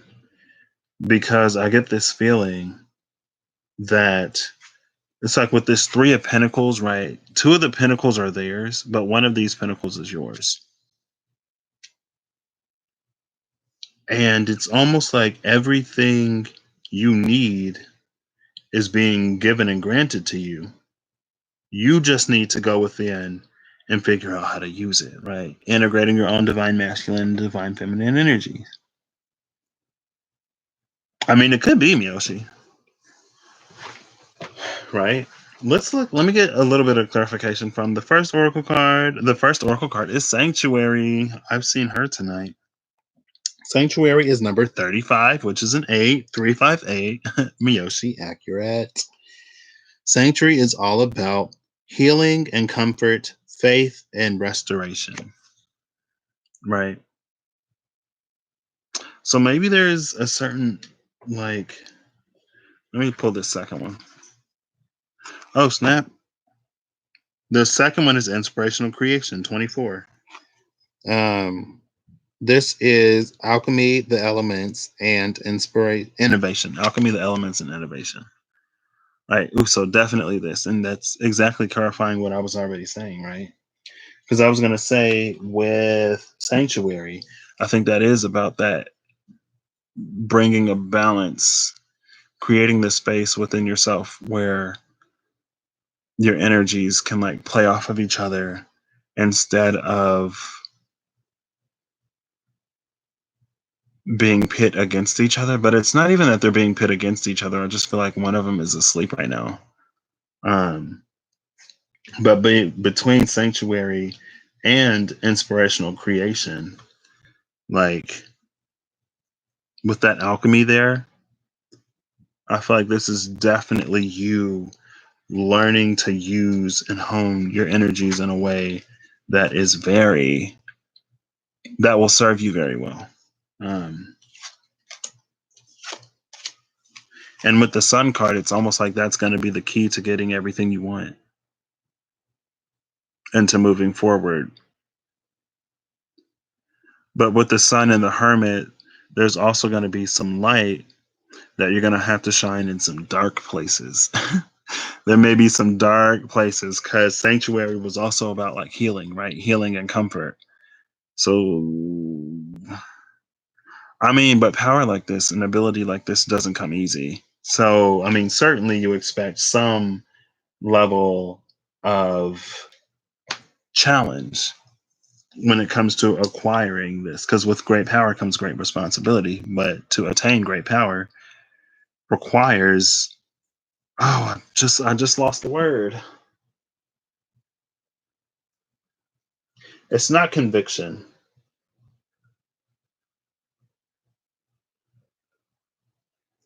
but it's a certain amount of proving.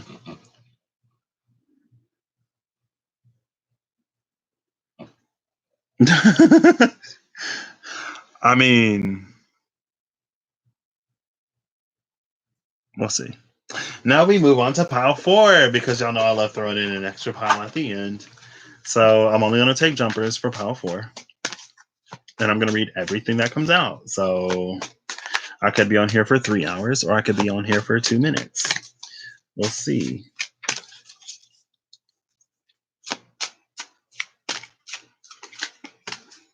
See, but I feel like even without lucid dreaming, though, there are things that you could be doing right now that you are hesitating on.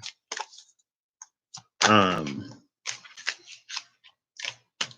and that's some of like, I feel like there's some healing and some different stuff that you could be doing now in order to get to that point. Maybe not. I don't know. I don't want to speak too soon. But it's like sometimes,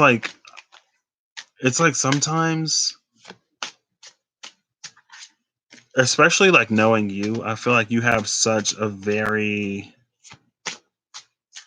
subconscious focus. Girl, how you can't be so quick to quit. You can't be so quick to quit. It ain't easy. It just feels like there are things that you could be working on that you're not necessarily like. It's like you're trying to do like the XYZ before you've done like the G, the H, or the I. Right. And so it's like there's a little bit more surface level stuff that I feel like you might kind of feel, but you're very resistant to. And it's like before you go any deeper, it's like some of the stuff that you're resisting the most needs to be worked on. But SMH, you're gonna get me in trouble. Okay. So this is interesting. Left at the bottom of the deck now is empowerment. I love that. 13. Grounded strength and stamina. That's like the second time I've seen empowerment tonight. Be empowered. Empower yourself. If we can't empower ourselves, then how can we receive any power? Excuse me. Okay. So to clarify, pile number 4. Let's see. Plastique. Why? Well, I'm just gonna go sit in the corner and listen. Why? What? Why are you resisting the things that you know you need to do? I don't know. That's a you question. I feel like there's something that you really, really don't want to do, and you know that you don't want to do it. And the things that we know we want to do the least are the things that we need to do the most. And honestly, that was my approach for 2019.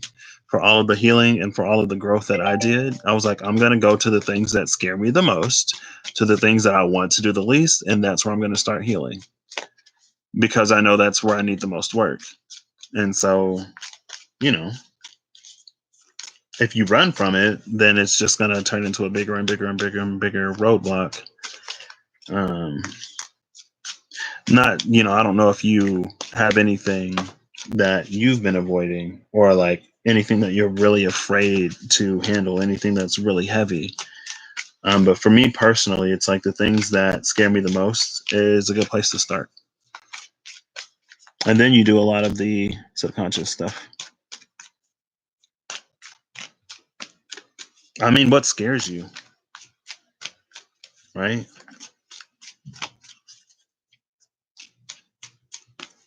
But like really scares you. I don't know. Temperance in reverse. That's interesting. I'm going to pull 2 cards to clarify this. I want to pull those face down. Ooh, look at that. Oh, that's the High Priestess this time. Ooh, I thought the moon was trying to come out with a whole stack of cards. No, no, no. I will take you. And is that the Hangman? Oh, no, it's not the Hangman. I thought it was the Hangman. I got excited for a second.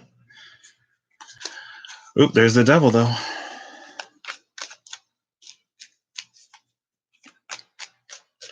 I feel like a lot of times we know. Okay.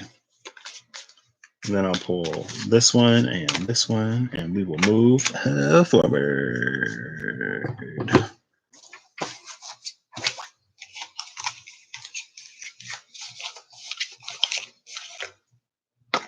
I kind of want to pull the Archangel Power cards. So pile number 4 a lot of times serves as like a common sort of thread. I feel like this whole thing, all 3 of these, this is all a journey, right? So either you're in the space where you need to do some self-healing in the way that you go and look at all the parts of you that are self-repressed, or you go back and you look at everything that circumstances in life has caused to be seen as broken. Right? That's step 1. If there's any part of yourself that you are neglecting, it's time to face your shadow, and it's time to heal it, and it's time to integrate it, because a lot of times the shadow is just the parts of us that are hurt, that are hurting, the parts that are hurting, right? Secondly, we're talking about sort of exploring divine femininity, and balancing that. It's about allowing ourselves to be all of who we are when it comes to that aspect of creation and destruction. Right? Because it's not always like sunshine and rainbows and super pretty, right? Divine feminine energy. And I've been watching a lot of Sadhguru videos. And he said that a lot of the ancient Indian goddesses were goddesses like Kali, right? Kali is like, Kali. She cut off dudes' heads and she drank their blood. But then after like more Western, more European influences started coming in, he said that's when they shifted to goddesses like Lakshmi, right? Goddesses of like beauty, and goddesses who were like a lot more tame. But in its purest essence, like, I don't know, like even Gaia herself, right? Like volcanoes, earthquakes, natural disasters. It's like whenever you see or hear someone talking about like Gaia cleansing herself, it comes with disaster. Gaia cleansing herself is not like flowers start blooming everywhere and there's rainbows and sunshine all over the planet. Like, no, it's ugly. It's ugly when she cleanses. It's just like, from what I know. So I'm not a lady. I don't have a lady degree. I never took anatomy. But it's just like, shedding the uterine lining. I guess when ladies have periods or period people having, right? It's like there's this painful, nasty, not nasty, but there's this painful shedding process sometimes. And that's still feminine energy. That's still feminine, right? And then on the other side, it's like sort of like allowing the internal, our own divine masculine energy and our own divine feminine energy to really play and to work for us and to find this internal harmony between the two. Um, Honestly, if we look at this from an energetic standpoint, this is like very next level / where we should be going. And so if you are in this space where this is like the journey and the track you're on, you might be coming into, it's almost like step 1, step 2, step 3, except they're not in order. Like these are 3 things that you need to have complete in order to really come into all of who you are. Um, and so it's like if you really want to get to the next level, like these are the 3 things that you kind of sort of need.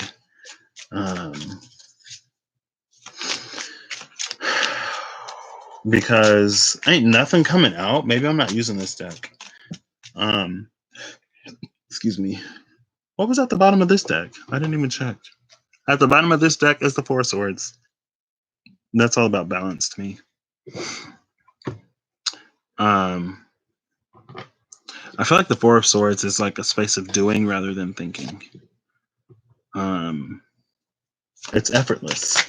There we go. Oof. Speaking of Kali, she's not depicted on this card.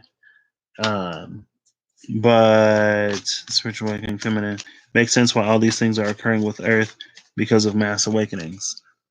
There you go. Okay, well, here's some more. Ooh, that's interesting. Okay, all right. And then I'll put these 2 over here.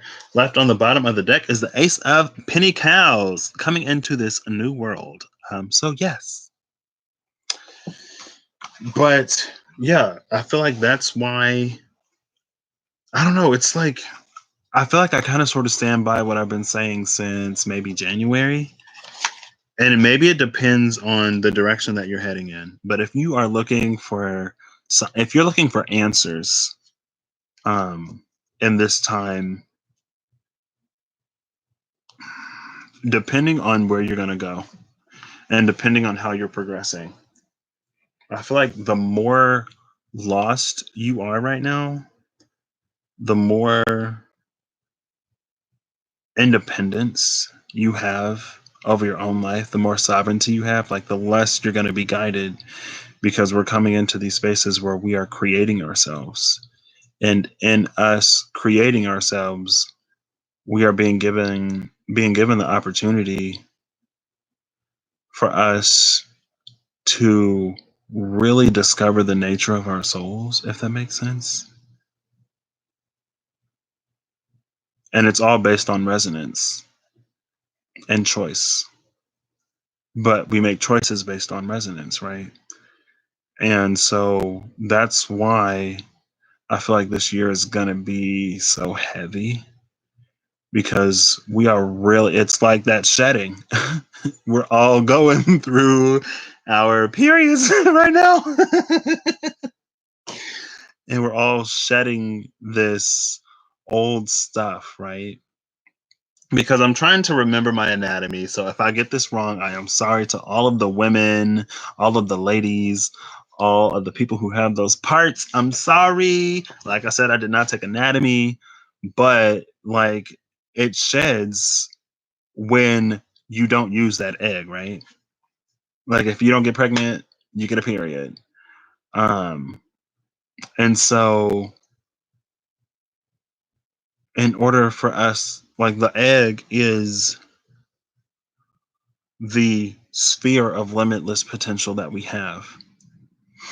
And in order for us to really come into these lighter, grander, more magnificent karmic cycles, where like good karmic cycles, right? Blessings on blessings on blessings, like wheels turning daily, 10 wheels, 11 wheels, 15 wheels, 30 wheels constantly turning for us.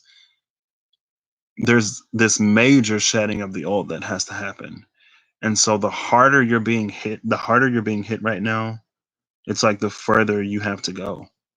And if you are resisting, if you are allowing yourself to slow down, if you are so focused and needing answers that you're not moving at all, then maybe you'll get like a hybrid egg where it's like partially new and partially old. And so you'll more or less stay on the same page. But it's just, there's a lot of potential in the air right now for us to really, really step it up. Right? We're being given the keys. We can drive, we can sit there, or we can give somebody else our keys and hope that they're going in the same direction. But if you give your keys to somebody else, I don't know. I don't know. I mean, it's like the more stuff you have to clear and the more stuff you have to let go. So it's almost like, and it's interesting because it's like there are these old thoughts, old feelings, old patterns, old people who are coming back, right? And if you fall back into it, and this is generally, if you fall back into everything old, like where are you placing yourself? What trajectory are you setting yourself on?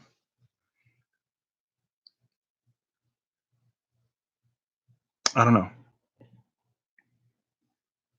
That double cycle full and new moon. Oh yeah. I forgot about that. Ooh, girl. Now, if you start talking about that, I don't know what that's about. I would go speak to your spiritual doctor. Talk to your spiritual OBGYN. Because they would know more about that. Is this breakthrough? No, this ain't breakthrough. Okay. So with the fourth pile, we have, oh, who are you? I should know. Majestic? Nope. Transformation. 41, which is a 5. It's metamorphosis, synchronicity, and the unexpected. Exactly what I was talking about. Transformation, right? Pile 4 ties everything together a lot of times. A lot of times I do a bonus pile, it kind of ties everything together. This is all about transformation. I'm like, look how beautiful she is, right? Well, maybe you can see her.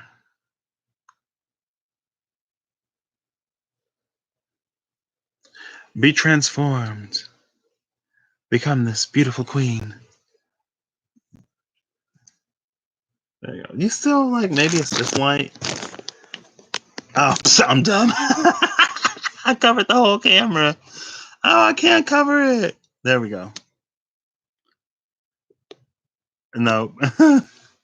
I'm so dumb. Um, it's all about transformation. And it's the unexpected, right? And I've been saying like expectations will limit our experiences. And maybe this is just me and the limited experiences I've had in my life. But I'm like, if I want something completely brand new, if I'm manifesting something completely brand new, it's going to require a shedding of everything I know. It's going to require me making decisions I've never made before, choosing to be someone I've never chosen to be before, freeing myself of all of the old baggage, making the hard choices so that I can have an easier life later.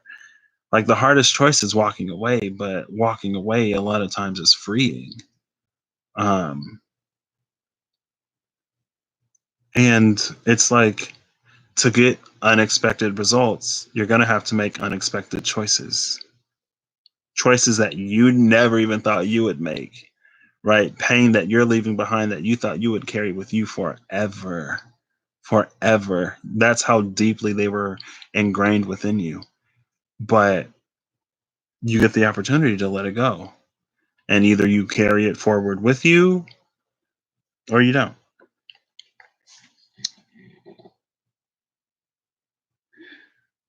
No problem, Clarinda. Thanks for stopping in.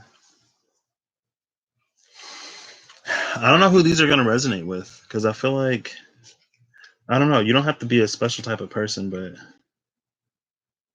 oh, this is interesting. So we have three majors. So first, Temperance came out in reverse, and the High Priestess came out upright. So I feel like between Temperance in reverse and the High Priestess upright, the time for us to act on the things that we know is now. Wait, what time is it? Got to get back to baking and making. Love you too. Excuse me. The time to, I don't know, I just feel like the time to really seek confirmation is over. And that's the space I've been trying to be in. You need to fast.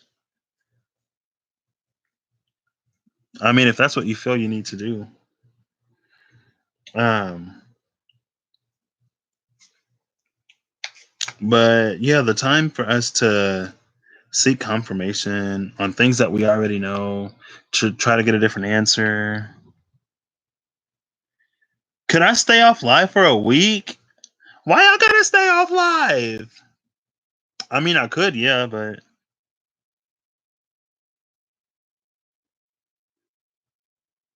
wait, why I gotta stay off? Because you need to fast, girl. You need to exercise some of that self control. I'm just playing, but honestly, like, I mean, I do want to do the. You don't want to miss something. I mean, even if I don't go live, I mean, I'm still gonna get everything I'm getting. I don't think you'll miss anything that you need though. Cause honestly, I mean, we're gonna be in what Mercury's post shadow until the 29th. And so like I can stay off live, but girl stay off live or like stay off of YouTube. Cause I could just upload the videos, honestly. I might just record and upload, or do it unlisted so I don't have to upload it. The Aries season and the first decan of Aries. Okay.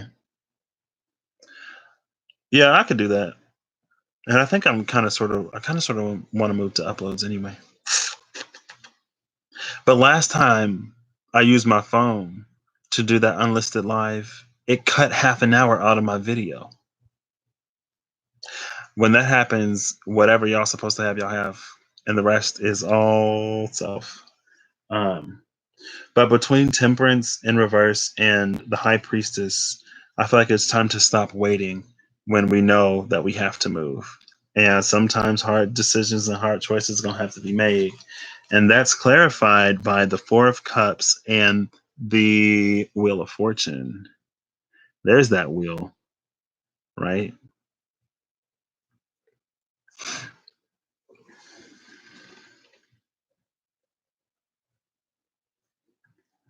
Oh, I feel bad. I'm sorry. But for some, like, my energy has just been so. I guess it's time for me to get, like, it's getting a little bit later. I can get a little real right. So lately, ever since I went hermit, and even kind of sort of before that, um, it's just like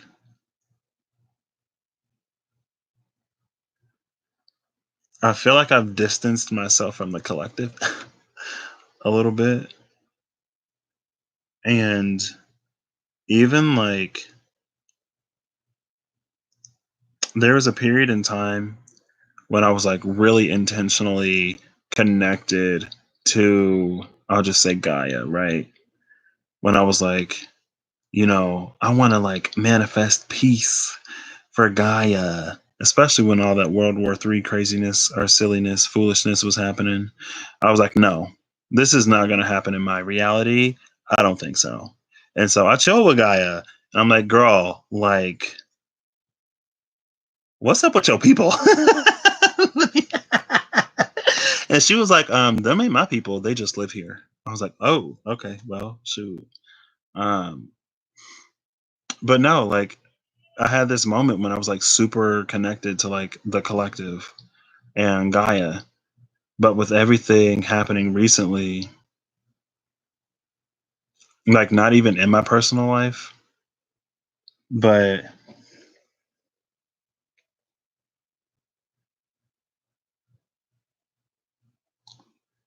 oh, I was like, just got to throw that little disclaimer out there.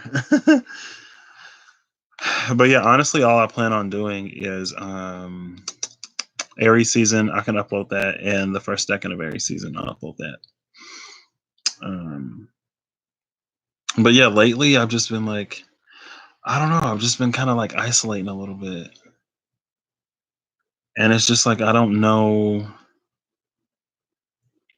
where to put my energy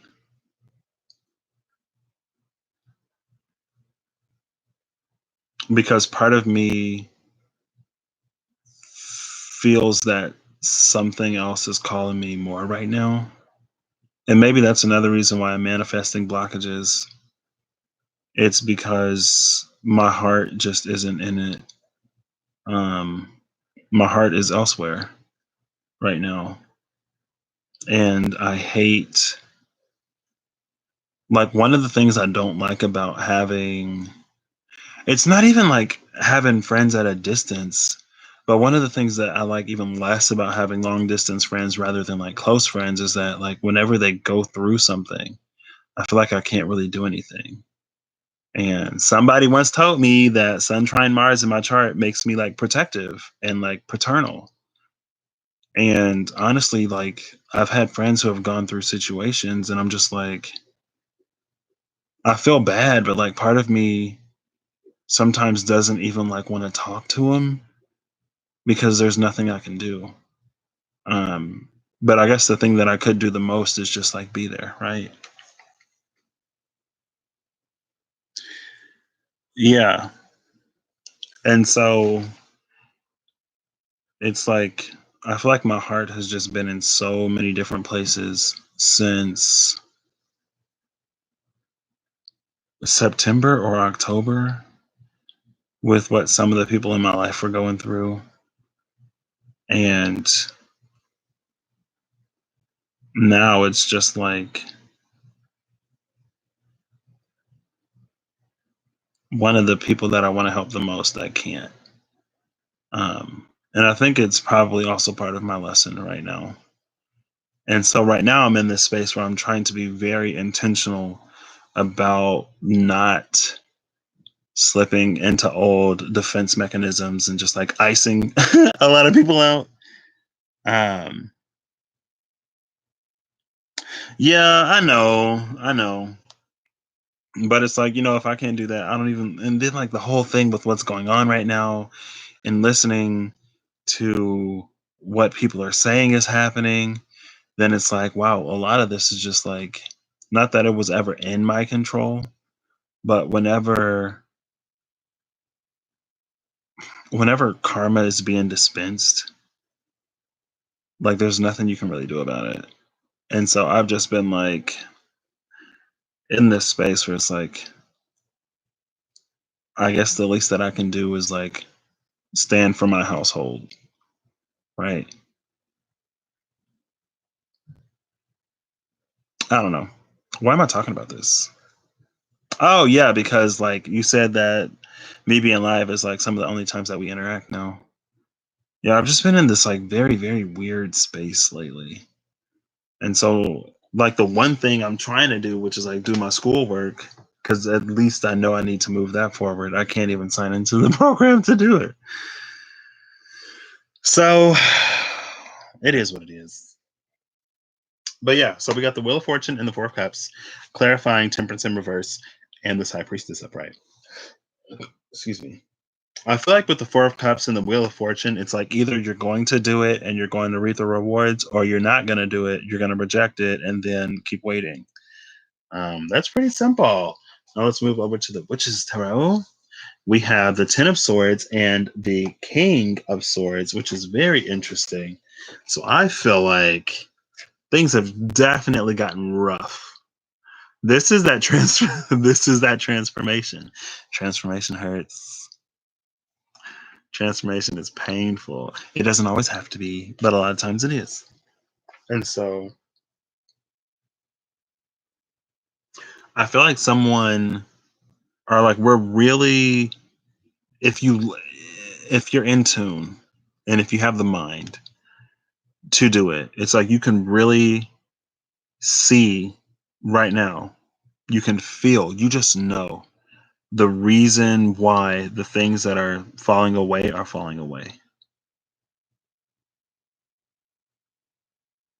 And it's up for us to be looking at the reasons behind why everything is happening rather than asking ourselves, why is this happening? Why is that happening? Oh my gosh, my life is like falling apart. What's going on? I'm so lost. I need some guidance. Does anyone have any answers? Because ultimately at the end of the day, that's how we're going to like claim what it is that we need to know, right? It's almost like doing an autopsy. It's kind of like doing an autopsy on the things that fall away. Like, why? Right? What was the cause of death? And then those are clarified by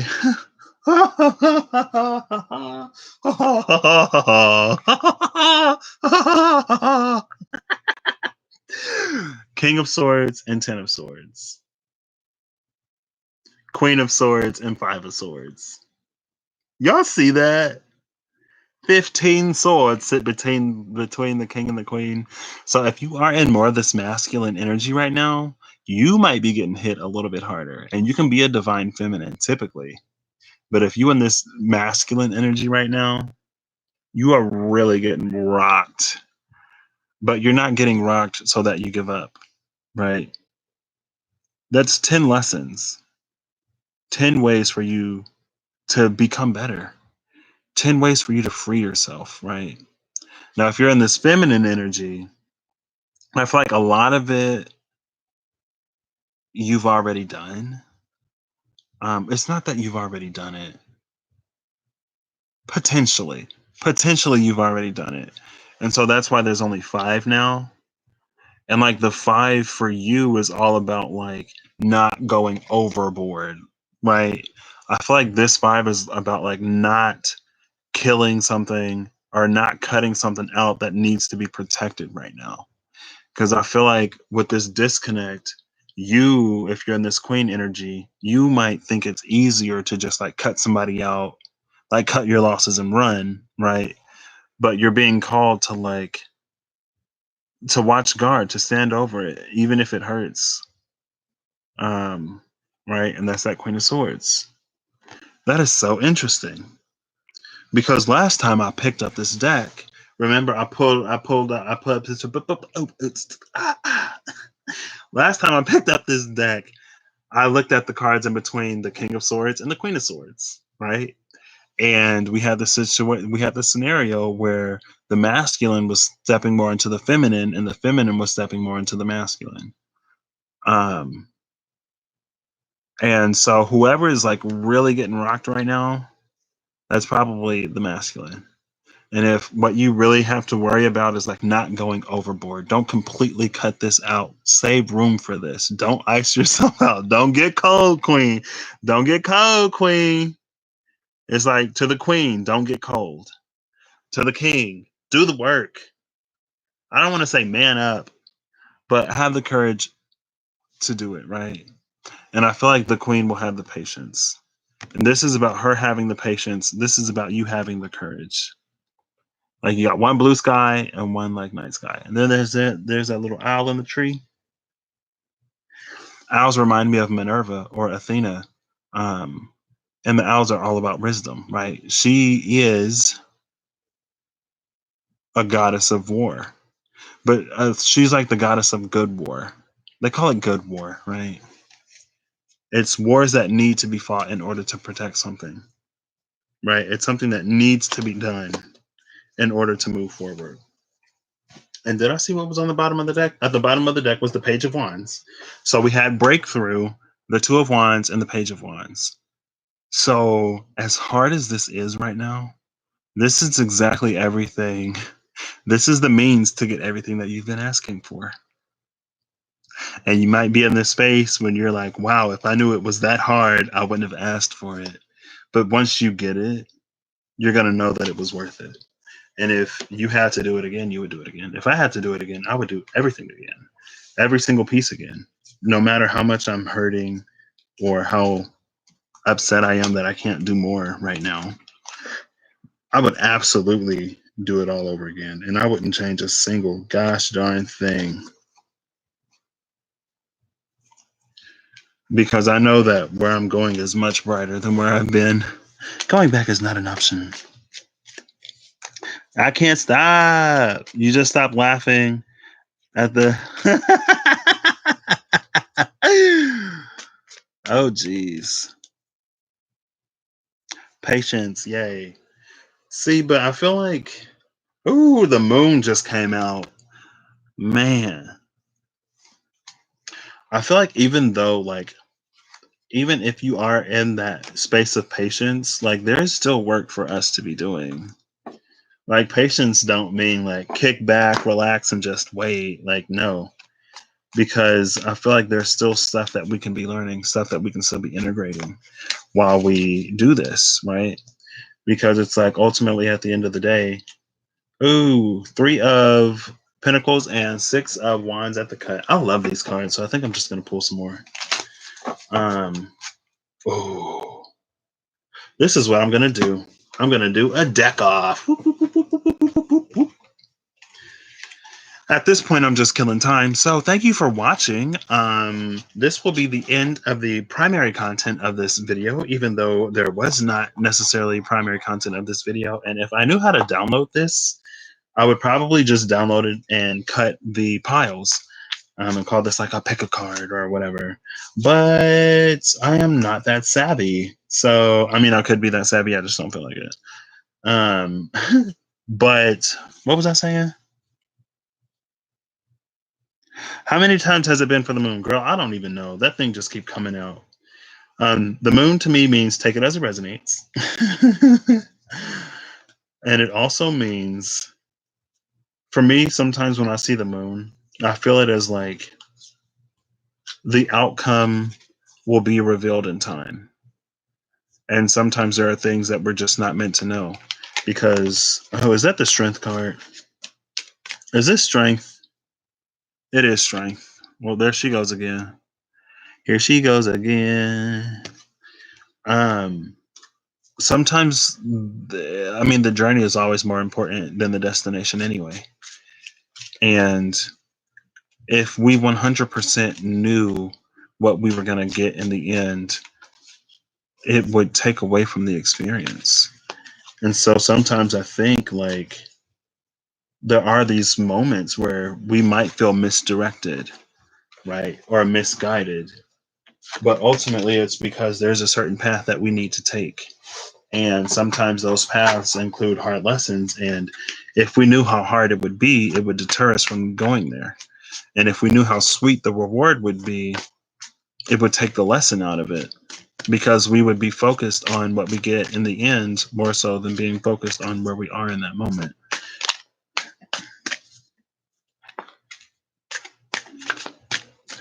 And time equals crescent, not yet full. Can't see the bigger picture. Exactly. And even if you get a full moon, like the full moon isn't the sun. The full moon is just the moon compared to the sun is such a tiny vessel.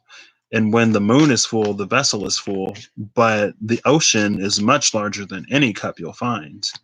And just because you get a full cup from the ocean doesn't mean that you get all of its water. You know what I mean?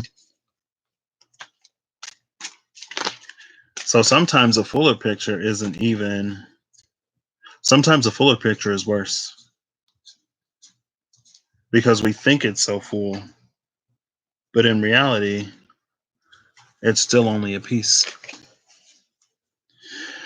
Okay, so putting this deck away, the card that I get is Manifestation number 29, Prosperity, Fortune, and Pure Intentions. Pure Intentions. I love that. This is the third time I've seen this card. This is the first time I'm reading it. And on the bottom of the deck is Liberation, number 26. Power, fulfillment, and self-attainment. I don't think I've ever seen Liberation before. Look how liberated she is. And that's what this is all about, baby. Like, liberate yourself. You're free. You're done. The suffering is over. You can always choose to suffer more if you want, because you have that choice. A lot of entities, beings, your spiritual guides would prefer that you allow yourself to be free.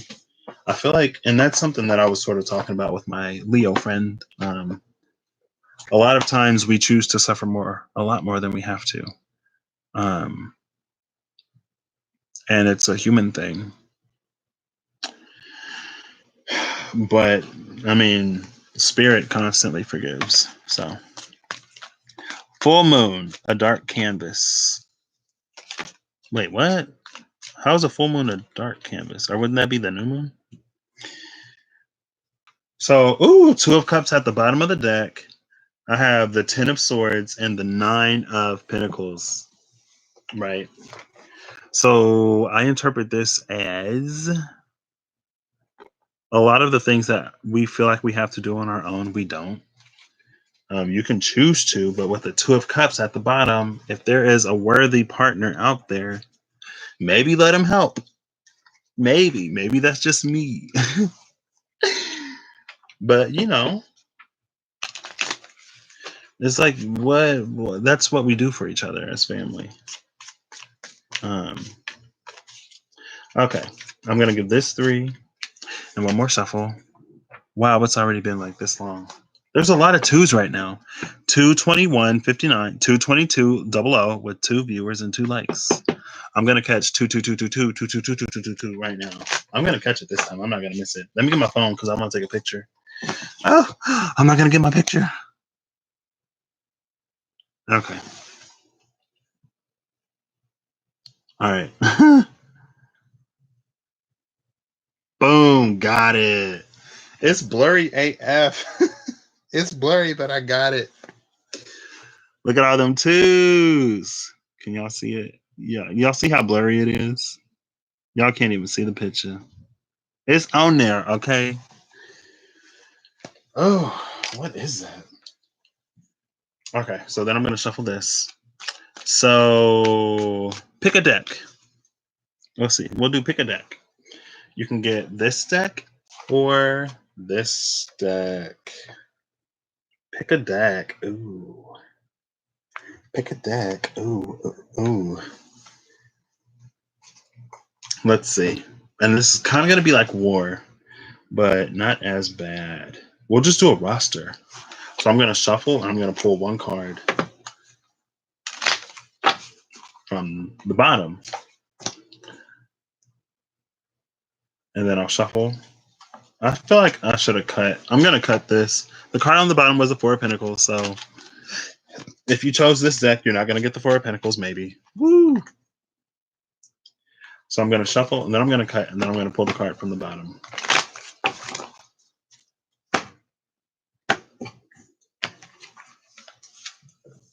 And then I'm going to do it again.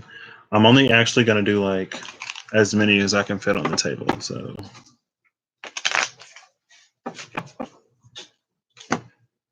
ooh. Who's that flying through the sky doing flips? It's only going to be 3 because I'm going to bed, I guess. I just want to play with cards. I just want to play with you.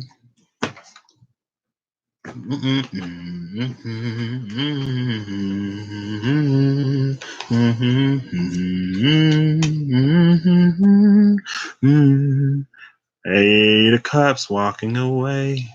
This is my masculine deck, by the way. So, if you chose this one, you might be resonating more with masculine energy right now. And you need to walk away from the hurt and the pain of the past. It can't hurt you anymore. Dark, yep.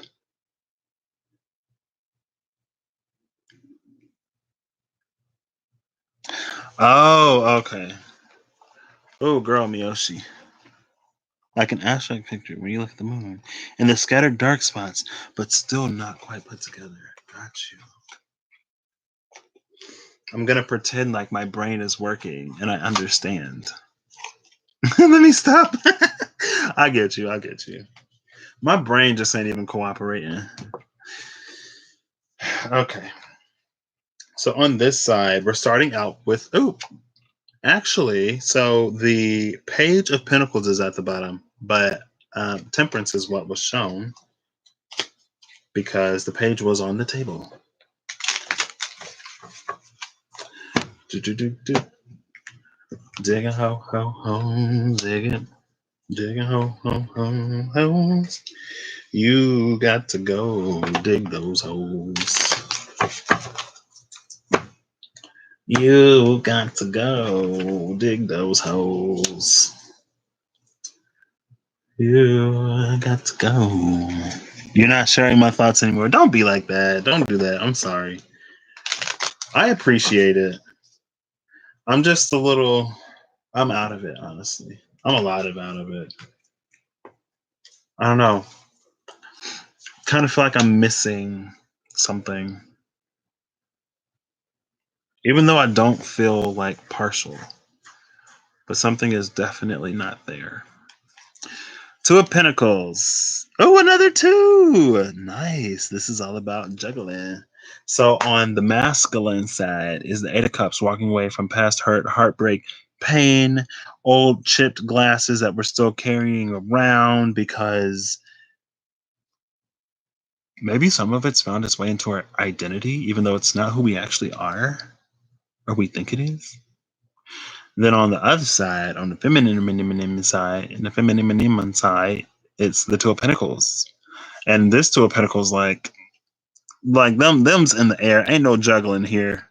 We just throwing them up. Throw them up. There's one red one and one blue one. Just like Temperance. Wow. Love that. We ain't juggling no more. Feminines ain't juggling no more. It's on you now. Come back if you want to. Better come right though. Okay, so the first face off we have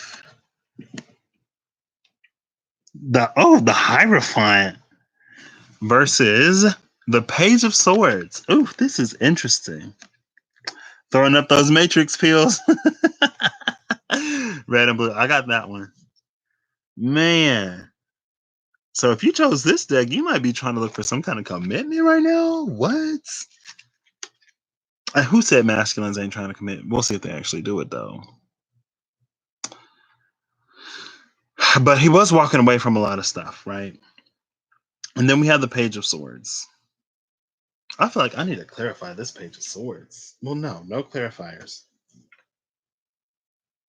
So I feel like if this happens, right? If someone comes back in, you pick the colorful deck. Nice. Well, maybe this ain't about commitment. The Hierophant definitely beats the Page of Swords. But I feel like the Page of Swords is very inquisitive. And even though the Page of Swords is young, the Page of Swords is not naive. So I feel like the Page of Swords is that like, why? And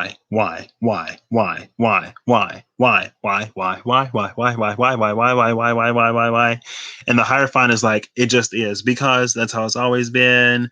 It is what it is. That's how it's written. That's what I was told. That's what my daddy was told. That's what my daddy was told. That's what my daddy was told. That's what my daddy was told. Like we've been told, and it just is what it is. Like it just is what it is. And then this Page of Swords is like, yeah, but like why? Though, like why is it what it is? And they're like, honestly, I don't even know. This is just what I was taught and told growing up. And the Page of Swords was like, wow, so I'm the child here, but you never even thought to wonder. You never even thought to question it. And so now you just blindly following all of this stuff, not even knowing if it's you or not. And you trying to drag me into like, and the Page of Swords is like, you trying to drag me into this and you don't even know what's up? Really? 2.0. Yeah, this is that Page 2.0. Y'all know I'm all about that 2.0 right now. It's all about the 2.0 right now. That's 2.0 versus 1.0. Maybe that's why this Page of Swords is asking too many questions. Because the Page of Swords is like the glasses have like computers in it, and the computers is like crunching the numbers, right? It's like Neo Vision, like the glasses let the page see the ones and zeros. And so now the page is like when it's Neo glasses, and the page is like, I see your code. Your code is so outdated, and this Hierophant is just shook because this Hierophant might be a little bit 1.0. So, man, I ain't trying to spoil the Matrix for anybody, but like the Matrix don't even like 1.0, honestly. But let's see. Oof. Ooh. I think things are starting to heat up a little bit. So now we have the King of Swords again and the Five of Swords. So I feel like somebody is getting a little bit what's the word? I feel like this is like a little bit of beef, right? This might be a little bit of beef, a little bit of drama coming in between because this is a King 1.0, right? So we go from the Hierophant to the King.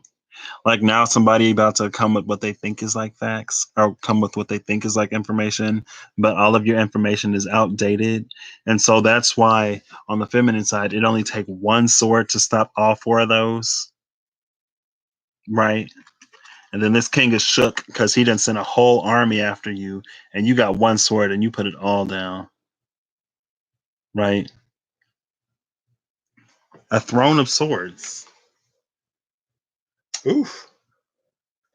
Oh, because we had the page. We had the page, right? We had the page of swords here. The page 2.0. And here's the king 1.0. And I saw this as the throne of swords. And so I think the page 2.0 is coming for the king 1.0's throne. And that might be why he's getting a little bit defensive right now. But it's like old energy is going to lose out to new energy. It just is what it is. You can catch the wave if you want to, or you can, I don't know, wherever old people go. Oh my goodness.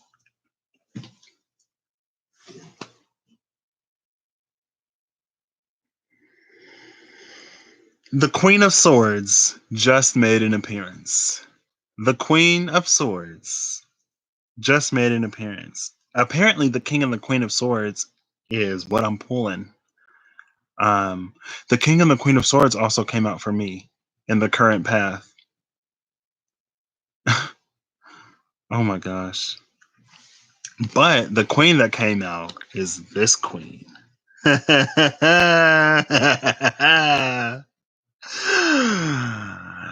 that king gonna be super shook. That's interesting. So we have all swords on this side. All swords, page of swords, five of swords, queen of swords. So this page 2.0 is about to become a queen 2.0 because the page 2.0 is operating in the new truth. And honestly, like I said, like things are less dense right now. And so we can level up really, really, really quickly if we do the work, right? If we see what we need to see and if we step away from everything outdated that no longer serves. Because like the page had the matrix glasses and the page knows the code. So you can come up with whatever, old, outdated, whatever, but the page knows the code. The page has become the queen, right? And this queen is going to shut down that king. And I think the king with this temperance card, I think the king is going to give it to her. I think the king is going to give it to her because the king is in temperance. And so now the king is learning to heal. And the king is going through all of this transmutation, right? And I feel like the king's ego is a little bruised because the king got bested by a page. How old is this page? Because I was like, then maybe the king marries the page and that's how she becomes the queen. But like, I don't know. This was fun though. I kind of want to do another round. All started with chucking those matrix pinnacles up. Exactly. Exactly. But that was on the kawaii side, right? On the kawaii side, they chucked up the matrix pinnacles. They said, screw this, I'm choosing my own, I'm creating my own destiny. But on the other side, it was the 8 of Cups. And so it's like on one side you're deliberating, and on the other side you're just like walking, right? It's like on the feminine side you're the oracle and you just know. On the masculine side, you're the architect and you're just like, this isn't even gonna last, is it? And the oracle is just like, I don't know. Like, I really had hoped that this day would come. I didn't know. I didn't know that it would come, but I believed and I chose to align with that belief. And then architect don't even understand choice, like what, whatever. And then he walks away. You got bested this time. Sorry, bro. Okay. I'm going to do another round because that was actually fun. That was unexpected. I'm going to be up all night. Girl, Miyoshi, how late is it's 12:18 over there? I got to pull these cards back out now. So I think that round ultimately goes to the Kawaii deck. So does that make me the architect? Honestly, probably, yeah. That's yeah. Okay, we're gonna start with this one first now. I want to make sure I have these upright. So who do you think won that side? Did the Kawaii side win or did the colorful side win? Let's cast our votes now. You can type in K for the Kawaii side or C for the colorful side. Yeah, Kawaii side got it. Yeah, she did. It probably ain't gonna always come out that way. I love these Kawaii cards so much. They are so simple, but you can just go so deep.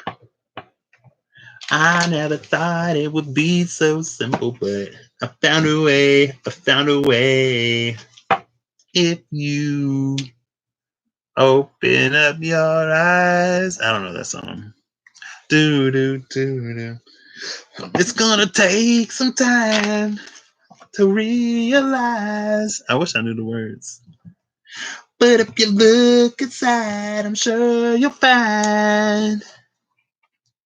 Look over your shoulder, you know that I'll always be picking you up when I know that you're down. So just turn around. Ooh. You hurried up because you were typing about the moon. Lying about the moon, tying about the moon.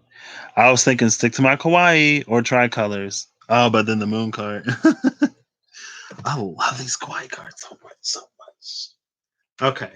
So the kawaii card, the kawaii side is shuffled out. Ooh, cut into the star. The star in the 8 of Cups. Okay. When you wish upon a star. Do do do do do do do do do do do do do do do do do. Okay, so then we'll cut. Pull one from the bottom. It's interesting how the kawaii side came out all swords though. Typing, yeah, I thought you meant typing. This is fun. Honestly, this is how I interact with the collective now. Because I don't know what's happening. Honestly, like I said before, things are stratified and it's gonna get easier eventually after everything settles out. And it's gonna be interesting. Okay. So we'll start with the quiet side this time. So I don't know if we're switching sides, but feel free to switch sides if you want to switch sides. Yeah, you can switch sides because we all have both sides in us.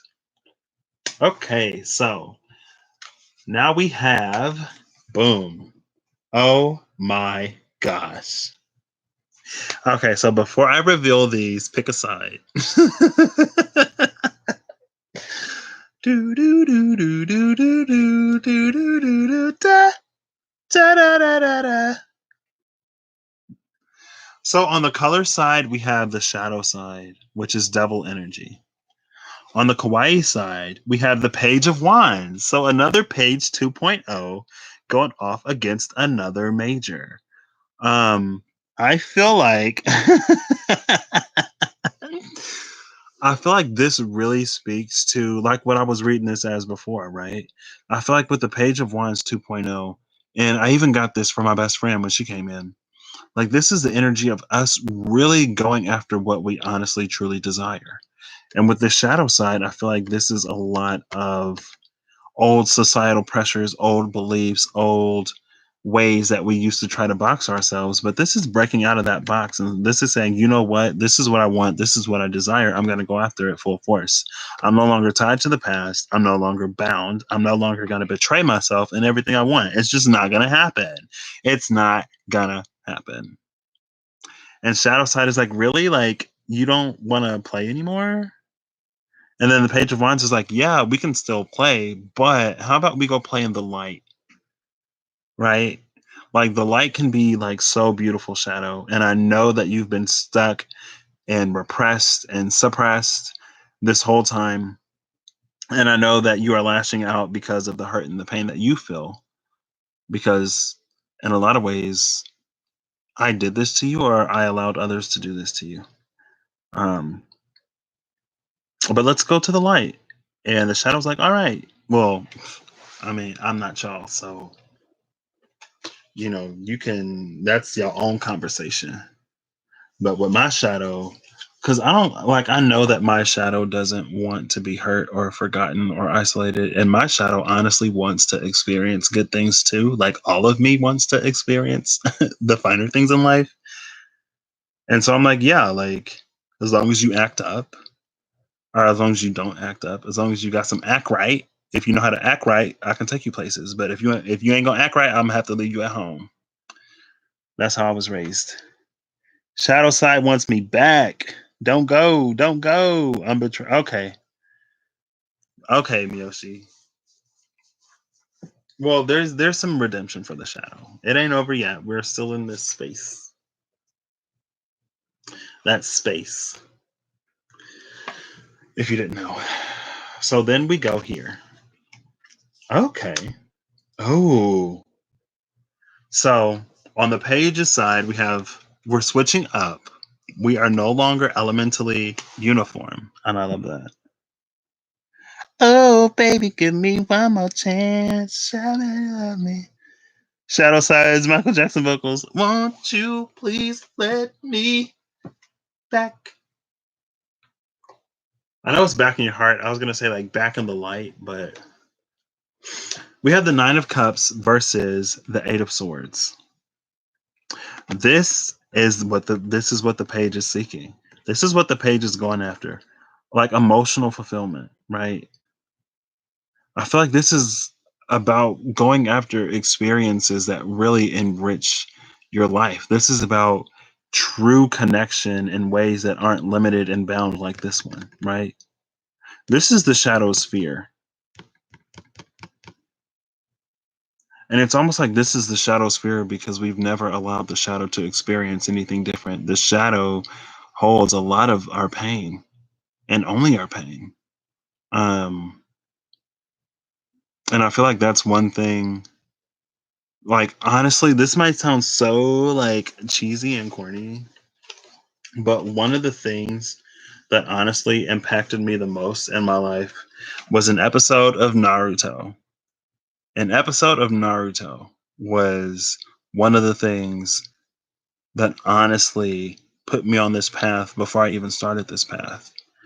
Because If y'all don't know what Naruto is a story about some magical ninjas, and they got all their little ninja tricks and like fireballs and water balls and air balls and earth balls and all kind of stuff. Oh, not Sasuke. But in Naruto Shippuden, which is the series when he gets a little older, he faces his shadow side, right? So when Naruto was a baby, there's this giant creature that wreaked havoc on the village that was sealed inside of him.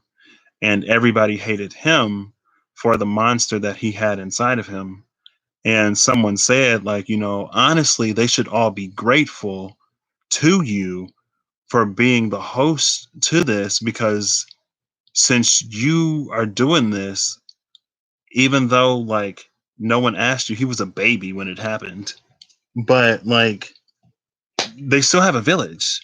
And like some people are like, my dad died, my mama died, both of my parents died fighting that monster. But it's like, yeah, okay, but you're still alive because I'm playing Vessel right now. So why are you mad at me? Hello? But anyway, there was a point when he was basically learning to control that side of him, learning to play nice with his shadow. And they went to this waterfall. And he was just told, like, you're going to have to beat whatever comes out of the waterfall in order to progress further. And what came out of the waterfall was him. It was his shadow. And so he had to fight his shadow and fight his shadow and fight his shadow and fight his shadow. And he could never beat his shadow. And he was like, how do I beat this? And the guy who took him there never told him.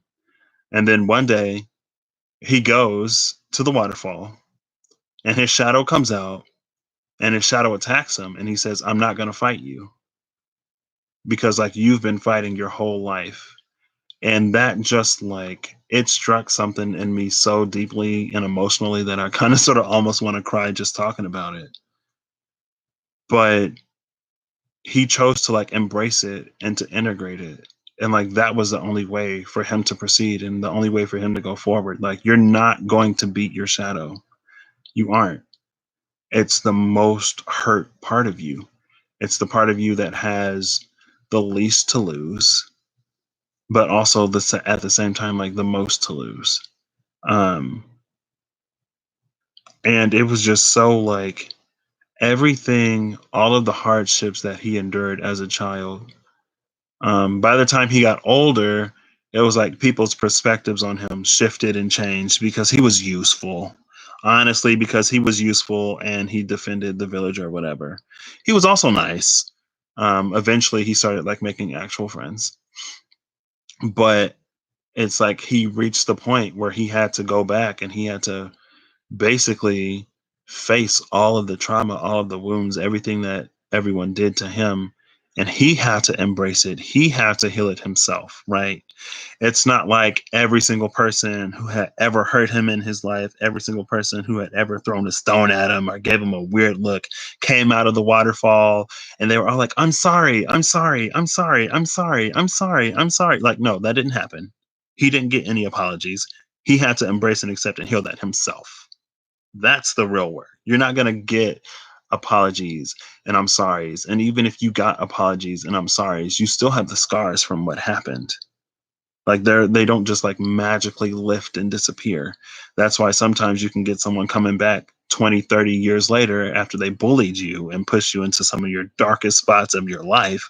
And they come back and they say, I'm sorry. And you're like, okay, thanks. But I'm sorry doesn't remove all of the trauma that I have from you now. But thanks for apologizing, right?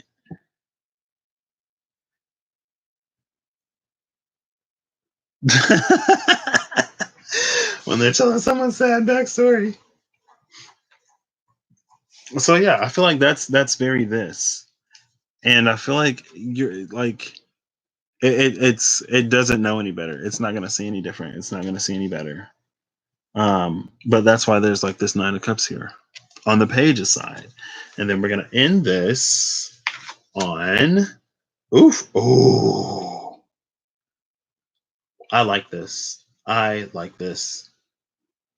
So before I reveal the last two cards, it's time to vote for who you think the winner will be. And then I'll reveal the last two cards and then we'll vote again. Chiron, astrologically, but it's just easier to help other people do their stuff than it is for us to do it in reality. Um, right. Just like, and accepting your shadow doesn't mean like giving in to whatever. It's just like you loving the part of you that nobody else would love.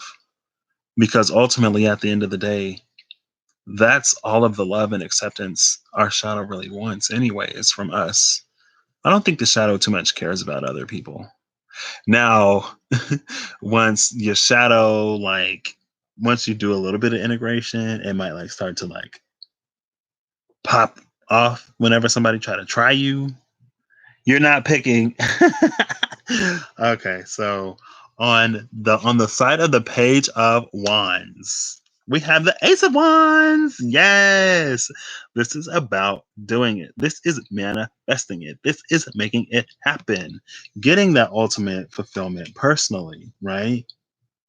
And the Nine of Cups. This is going after everything you want. Pages 2.0, get things done. And then on the masculine side, we have the World, right? And that's something that came up when I did the dark side versus light side too. There are times when like the shadow doesn't want to stay in the shadow. Like the shadow doesn't want to be hurt and neglected any more than you do or the light does. But that's all the shadow knows. And so it continues to perpetrate those cycles, even though it doesn't want it. But with this, I feel like, this is the shadow being like, okay, if you will accept me, if you will take me by the hand, I will act right. I will calm down. I will give all of this a chance. And then you would be amazed at how you can really sit with yourself after that. Um, by giving love and light to your own shadow, giving love and light to the pieces of you that need the most love and light and need the most healing. Um, and even when sometimes people do stuff that like upsets me or whatever, like if I know that they're reacting out of pain or something, it's like, why would I pull back when I know that like you sort of like need, like if a child acts up, right? Okay, well, there's the expectation and then there's the reality. But if a child is acting up because they want love and attention and they're not getting it, like there's this part that's like, you have to talk to your child and be like, hey, like, this isn't acceptable. Don't do this. But also, like, I'm sorry I haven't been giving you enough time, blah, blah, blah, blah, blah, whatever. Try to make it better. And then, like, you reach some kind of resolution. Um, and then your child stops acting up. And, like, I don't know, everything's peaceful, right? Because sometimes when they do that, they need love. Um, and so, like, give them love. That's why they're acting up. Um, so yeah, I think the kawaii side took it again, even though honorable mention to the color side, because I feel like at the end of the day, the color side is going to come around. It just the kawaii side is just a little bit ahead, right? Oh my gosh, this is like light and dark, dark and light. Look at that. Literally. Okay, this will be the last one. I'm loving this so much. I don't want to stop. I could be on here all night. I feel like that was for me. Yeah. I mean, honestly, like, I don't know when I saw that. I saw that before I started therapy too. I think I'm pretty sure I saw that before I went to therapy. And that was just something that impacted me so deeply because I have a lot of stuff or had a lot of stuff that I carried with me from childhood. And it wasn't necessarily like things that happened to me in childhood. It was just decisions that I made when I was a child. And so when I saw that, I was like, wow, like, I don't know. It just spoke to me. I was like, oh my gosh. And then like his shadow started crying and he was like, I'm sorry you had to go through this. Oh, and he thanked the shadow. He thanked the shadow because he was like, he was like, thank you for being tough, and thank you for being the fight left in me when I wanted to give up, and thank you for taking the brunt of all of that, and I'm sorry that you had to go through that, but you don't have to do that anymore because we're not in that space anymore. And I was like, oh my gosh, when he thanked it for its strength. And that's why I started crying. That's why I started crying. Because I was like, there were decisions that I made in ways that I was being that I hated, but I did it because I thought it would keep me safe. And so to honor those parts, it was just so powerful. See, I'd be looking at these cards and I'm like, really? Make a move. Okay. So at the bottom of this deck, again, we have the Eight of Cups. Interesting. Interesting.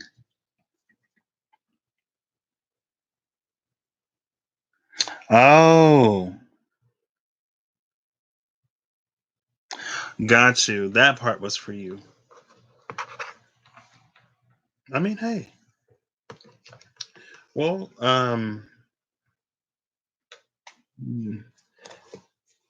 due to circumstances, you'll have the ability to spend some more time with them. So, yeah. And then, as they get older and stuff, things change as well. Like, he's your first, so I'm sure you'll figure it out. I mean, they say parenting doesn't come with a guidebook, right? Okay, so the last and final round, we have the colors versus the kawaiis. I'm kind of sort of feeling the colors this round, honestly, low key. Low key, I'm feeling like the colors might make a comeback. Might, but I don't know. We'll see. We'll see.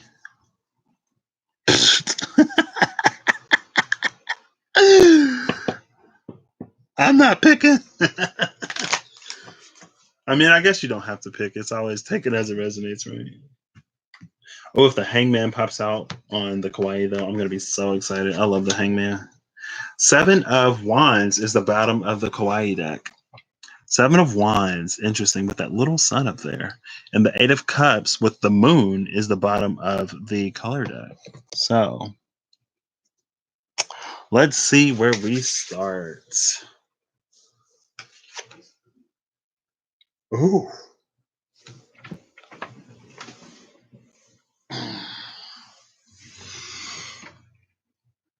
So this is interesting. We have the Four of Wands and the Two of Cups. So, I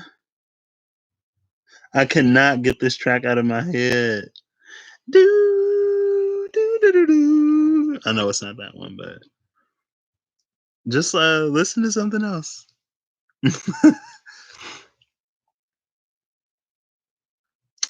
Four of Wands and the Two of Cups.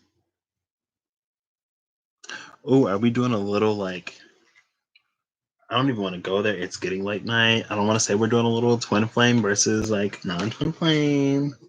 I don't know what this is, honestly. This might just be like good on both sides. Shoot. I don't even know where to start. Let's look at the second one. Oh, okay. So we have Justice on the color side and the Five of Wands on the kawaii side. Okay. So this might be, I don't want to say like a relationship because I mean, I don't know if either one of us is necessarily in a relationship. But on the kawaii side, well, we go from the Four of Wands to the Five of Wands, which is interesting. So there's definitely some more Wands energy, and we're ascending. We're going from this Four of Wands celebration to this. Oh, okay. So I'm getting this as like footprints. This is like footsteps, right? Left foot, right foot, left foot, right foot. It's orderly. And then we go to this Five of Wands, chaos, where it's like things are kind of sort of falling apart. So it's not always great being a page, right? Pages make mistakes. So, but mistakes is going to be life. It's not necessarily a mistake. It's like learning. Um, and so I'm just gonna go ahead and reveal the last two cards and then try to read this as one cohesive story. Oof. This is really interesting though. So then we have the King of Swords versus the Three of Pentacles. King of Swords initially came out on the color side. The King has switched sides, and so now the King and the Queen of Swords have made an appearance in the Kawaii deck as well as the Page of Swords. Okay, so with this, on one side, it's all about sort of like this might be a relationship, honestly. And on one side, it's like I said I was taking the color side this time, didn't I? I think I kind of sort of prefer the color side a little bit, honestly. Because on the Kawaii side, it's like you go from Four of Wands celebration to this Five of Wands, just like kind of sort of just general confusion. Um, and then you move into the King of Swords. I don't know if this is a King of Swords 1.0 or 2.0, but I don't like this King of Swords energy after this Five of Wands because it feels a little like it wasn't supposed to happen like this. You're supposed to like me. We're supposed to be together. What are you doing? It's like, someone had this Four of Wands sort of like vision in mind, but then things happened because life. And now there's this like Five of Wands situation where it looks like it might not be happening. We're in this space of confusion. And then there's this King of Swords that like had a vision, thought he had some kind of clarity. This might be a King 1.0. I'm getting real King 1.0 vibes. Um, but I feel like he's just like, it wasn't supposed to be like this. It wasn't supposed to happen like this. Like, I thought I knew. I thought I knew. How did it turn out like this? Right? But on the other side, on the color side, we have the Two of Cups, we have Justice, and we have the Three of Pentacles. And so on the other side, it's like there's this like there's partnership in both ways. And with justice, there's a balance. With justice, there's also a walking away. And so instead of this being like two different people in a relationship, if you sort of have a choice between two people, right? Or two dynamics, I feel like on one side, there's this emotional, spiritual give and take partnership that is very equal because it's the Two of Cups. And then there's this Three of Pentacles sort of like building potential as well. And with justice, it's all very balanced, right? I feel like there's justice brings a certain element of harmony. But on the other side, it's like there was this Four of Wands thing that maybe you've wanted for a while that you've been working towards celebrating. It's like you've been throwing the party even before the thing ever even happened. And so now something falls apart and the king is just left like there. Left at the altar. The king is left at the altar expecting his queen of swords. But the king's queen of swords, this king's queen of swords, went with the king from the other deck. So his queen is gone. Wow. And he thought his queen would be there, but he's been throwing this party the whole time. So now he's kind of shook, and everyone's looking at him like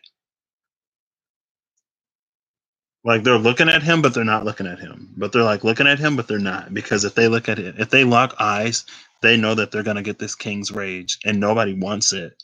And so everyone's just shook. But on this other side, it's like even though this other king, we did call him a king 1.0. They're both kings 1.0. But the king 1.0 on the other side grew, right? he succeeded. He succeeded to the queen. He had that temperance energy, that healing, that balancing, that metering, that patience. He had the ability to grow and the ability to learn. And because that king grew on this side, we come into this Two of Cups, Justice, Three of Pentacles. This is a king you can love, you can pour your whole heart into, and he'll pour right back. And you can also work together, you can build together. There's a real element of like partnership here. And it's a fair partnership, it's justice. But on this side, it's just like Four of Wands plus Five of Wands, and then the King of Swords. That's nine wands. Like, it's like you've been fighting for it so long, then you're just like, do I even want this? And why did I want this when I wanted this? Maybe you wanted it because it was the best that you knew, and now you've discovered better. Maybe you aren't who you used to be. And so, since you aren't who you used to be, the things that you used to like are no longer for you. And you can settle and you can go back to this king just because you don't want to cause a scene and you don't want him to be embarrassed. But if you're throwing away your own happiness for somebody else, like, prepare to be settling for the rest of your life. Prepare for it. It might not happen. It might not happen, but prepare to settle. Um, Especially if you're gonna like distance yourself from something that is more fulfilling, or like even if there isn't another person, it's like you can look at the person, you can look at this King of Swords and just see all of the areas that you're not going to be fulfilled, all of the areas that you're not going to be supported. And if you choose to not be supported now, like, don't be surprised if you're not supported in the future. um and that's just kind of sort of that. But like, that was some tea. I'm like, ooh, his queen is already gone. His queen went with the other king. I'm shook. Y'all shook? Let's see. I want to pull one card to see. This is how person A feels in the crowd. Person A is this King of Cups. Ooh. And he's smiling. He is smiling. And look, he looks sad. The King of Swords even looks sad. And the King of Cups is like, oop. King of Cups is like, oop. I feel like King of Cups low key had a conversation with the Queen of Swords, because the Queen of Swords is the sister of the Queen of Cups, and the King and the Queen of Cups have a very beautiful relationship. And the and so like the King of Cups went to the Queen of Cups and he was like, I know that y'all have been working towards this, but he ain't it, sis. Like, you deserve so much better than someone who's going to talk to you any kind of way, who isn't going to value or treasure how you actually feel. Like, he doesn't even really too much treat you or talk to you like a person. Like, he kind of treats you like property. And this other King of Swords, he might have a little bit of learning to do, but he has the patience, he has the capability to grow into what you truly desire. And he did. Two of Cups, Justice, Three of Pentacles. Rather than wands, wands, wands, wands, wands, wands, wands, wands, wands, wands, wands, king. Like, all these wands is like, this is what I want. This is what I want. This is what I want. And the King of Cups is like, okay, sis, but like, what do you want? And is he doing anything that you want, or is he only doing what he wants? That's person A. Person B, ooh, is the King of Wands. And the King of Wands is happy too. All of the other kings are so happy. I'm shook. So the King of Wands. So the Page of Wands is the King of Wands' daughter. She's the Princess of Wands. And the Princess of Wands, um, through some kind of, I don't know, like royal exchange or whatever, has interacted with the Queen of Swords from this deck, the Kawaii Queen of Swords. And so the King of Wands has heard from his daughter how kind that Queen of Swords is. And she was like, she gets a really bad rap. She is a little bit stern and kind of sort of a little hard to like reason with sometimes, but she's actually very kind. And she's so gentle and so loving. And so that's why he's happy, because the King of Wands know that this King of Swords ain't ish. Like, these are Kings 2.0. These are Kings 2.0 laughing at a King 1.0. And if I reach in this deck and pull out the King of Pentacles, I'm gonna be so shook because I'm pretty sure I've seen the King of Pentacles in this deck, and he doesn't look miserable either. I'm gonna pull this card right here. Oh darn it! It's the Eight of Swords. No, I wish it was the King of Pentacles. And then the last person is the Eight of Swords. This is double energy. These are the people loyal to the king. And so these are the people who are willing to go and invade this other kingdom to get this princess back, to get the queen back, when she left of her own accord because she realized her truth. She's a Queen of Swords. And she realized that her truth and his truth no longer, they no longer support each other. The truth that he's fighting for and the truth that he's trying to manifest with this altogether 9 wands, it's not something that she wants to be a part of because it's not anything that she ever really had a voice in. All she's done is give to him. And she thought it was love, but at the end of the day, love is a two-way street. And she's like, well, what did you ever do for me? And he's like, And at the end of the day, he realizes like nothing. And so I think he's gonna call off this. He's gonna call off the hit in the end. He's gonna call off the hit. Let's look at the bottom of the deck with the seven of. I already looked at the bottom with the 7 of wands. He's gonna do his own inner work, right? Then the next card on the bottom with this Ace of Swords, he's gonna realize the truth in the matter. He's gonna realize what he did to lose her, and let's see if he accepts it. Oof, with the 8 of Pentacles, I think he does the work on himself. He works on himself. Maybe he'll get a Queen of Pentacles because we got 8 Pentacles. I don't know. I'm not going to pull any more cards, but that was interesting. Oof. These kings, like, look how shady these kings are, though. They, like, really cheesing hardcore. They are really cheesing hardcore. And they're like, hey, it just is what it is. If you want to be stuck in 1.0, then, you know. How did Justice from the other side end up with the Kawaii cards? How did I end up picking up Justice? And Justice was all the way over here. Justice will be had on both sides. Justice is unbiased. So yeah. All right, well, that's what I got. Excuse me. I don't know if that was necessarily for anyone or not. It just kind of sort of turned into a story at the end. But I guess, you know, Page of Swords, I guess, don't sell yourself short. Don't settle in the areas that you know you shouldn't settle, because if you start settling, then you're probably going to continue to settle. And then Judgment. Love that. I've been seeing Judgment a lot. And then, like, later on down the line, you're going to look and you're going to be like, wow, this is exactly what it looked like. And here I am. Now, I ain't gonna, well, you might be in a space to be like, you know, how did I end up with this? Like, I thought I was like, blah, blah, blah, blah, blah, whatever. And it's like, no, death card at the bottom of the deck. What's at the top? Oof, this King of Wands. It's like, no, it's like you already knew this wasn't it. Like, you felt it. There was no resonance. The resonance was gone. But in order to make something fit, you sort of like made those choices and decisions anyway. And ultimately, resonance is what you should be going off of, because if it don't hit, it ain't gonna hit. But maybe not. I don't know. Like I said, you know, it's easy. It's really easy for me to say a lot of things as someone with limited karma.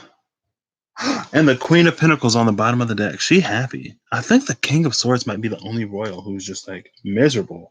And oh my gosh, look. King of Pentacles. He is happy. There's the King of Pentacles. Here's the Queen of Pentacles. And they got the whole deck in between them. This is going to be this half. I love that. So here's another. The King and the Queen of Pentacles are together. And they both kawaii. So maybe that Queen of Swords was like, you weren't bad. I was just looking for someone with a little more color on the card, if you know what I mean. Maybe not. I don't know. Interesting. I love these cards. I love these cards so much. I love them. I love them. I love them. And I figured out how to put these cards in the box without fighting for them.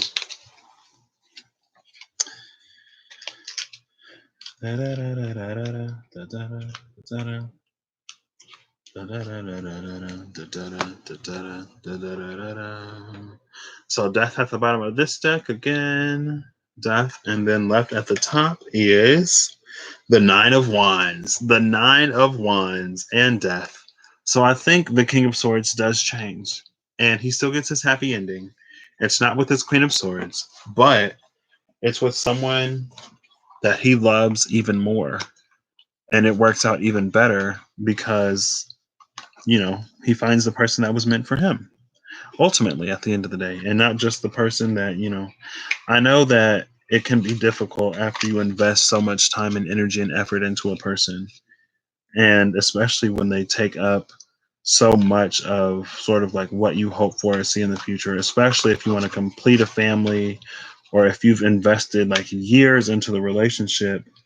But if you have an opportunity to be happier and more fulfilled, why not take it? Because ultimately at the end of the day, like, if you wouldn't be truly happy with that person, then how long is that relationship going to be good? Right? It's like you get back together, it doesn't really work. You're both miserable. You end up hating each other. Maybe you don't end up hating each other, but it's like, and then you're like asking questions like, why did I do this when I had that other thing? I should have just pursued the other thing instead of pursuing this thing. And I'm not happy, and he's not happy, and we're not happy together. And like, you can both get happiness, maybe separately, but like at least you'll still be happy, right? And ultimately, at the end of the day, more than I want anybody, I want them to be happy, even if it's not with me, because I'm not a selfish person, right? And I don't feel entitled to anybody's love. And if it doesn't work out, it doesn't work out. Especially if there's like honesty and communication. Like, I have so many friends, like so many, because like my Venus is in Aries, and so if I like somebody, I'm gonna say something. And one of my closest friends, he was like, hey, like, I think we should like just be friends. And I was like, okay, like, that works. And of course I had like a day when I was bummed out. But ultimately at the end of the day, like I said, like, I'm not going to be upset with somebody because they don't like me. Like, that's just not who I am. That's never who I've been, because I don't feel entitled to anybody's love. And so just because it's not reciprocated, like, doesn't mean, like, if I like you enough to like tell you that I like you, odds are at the very least I want you in my life in some capacity. And it doesn't have to be as whatever. Just be like upfront and honest with me. But that's just the type of person I am. Some people be like, oh, I like you too much, so I can't be friends, or blah blah blah. I'm like, okay, yeah, I get it, but I'm just not one of those people, I guess. Six of Cups. Oh, I love that.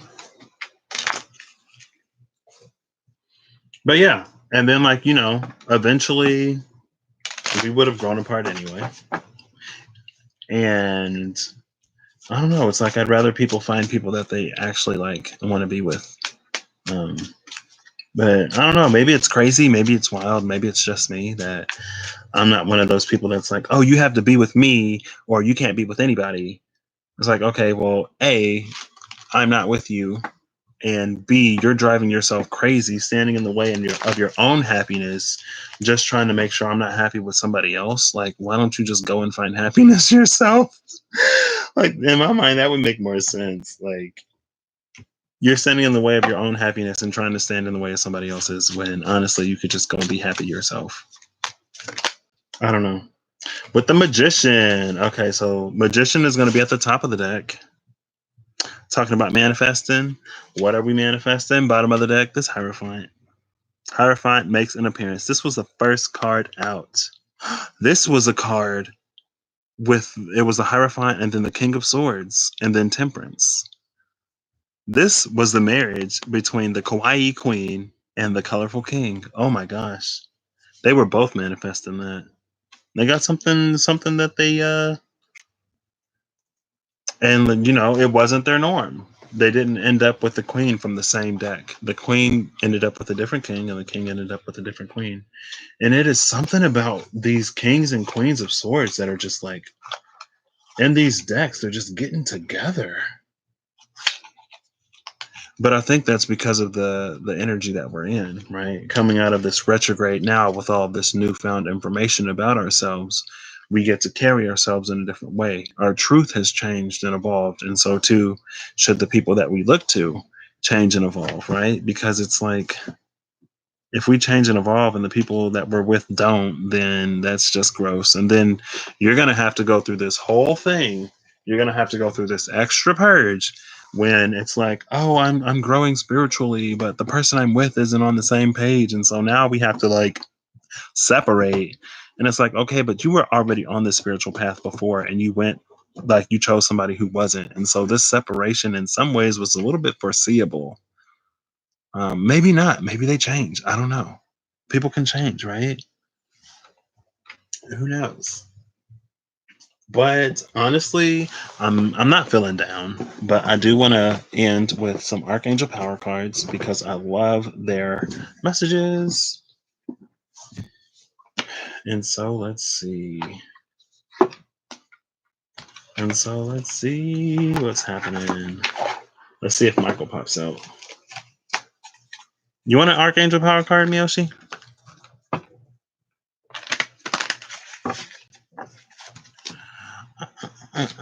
Something new, something old, something new, something borrowed, something blue. You'll never see it coming.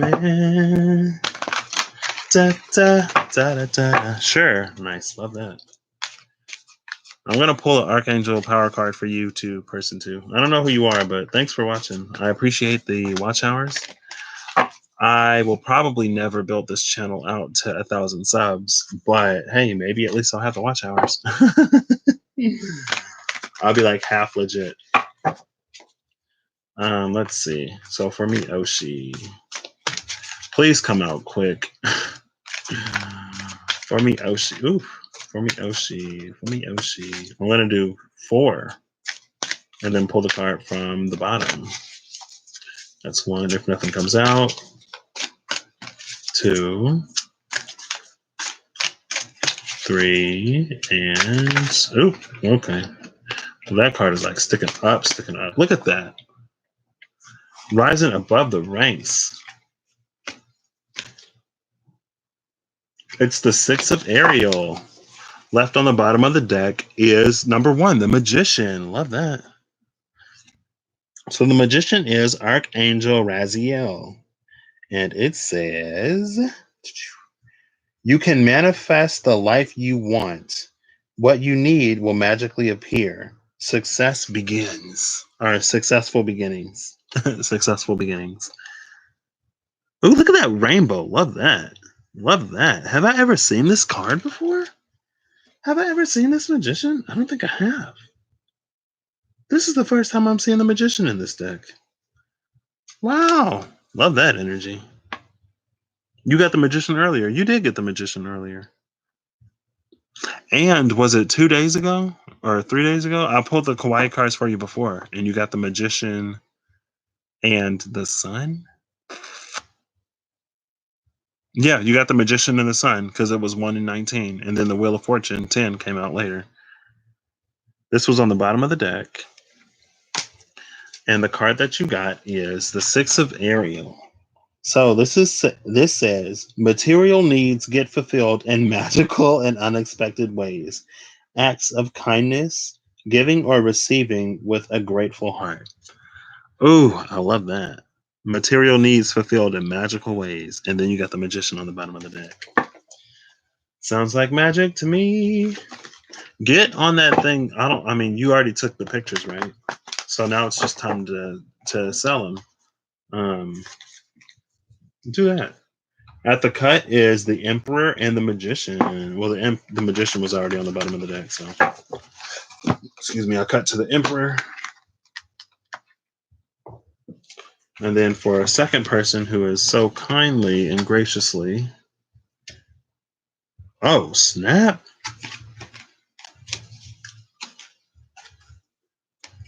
Oof, oof. So these aren't for anybody in particular, but the Magician was left on the table. And so I looked at the new bottom of the deck, and it was the Lovers, followed by Divine Guidance and New Beginnings. Oh my gosh. 4 majors. That's crazy. So that is the Magician, the Lovers, the Hierophant, and Judgment. Judgment is, oh my gosh, number 20. Judgment has been coming out so much. Okay.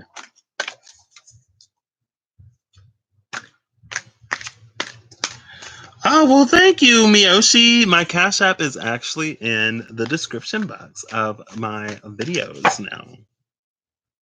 I think it's $ PA Woody 228, I believe. Thank you. I really appreciate that. I believe. I just changed it recently because I had my full last name in it. I was like, yeah, nah, not doing that.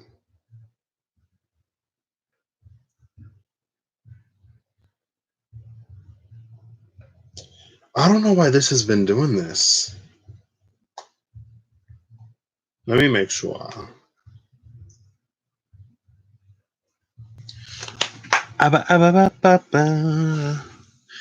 Oof, my stomach.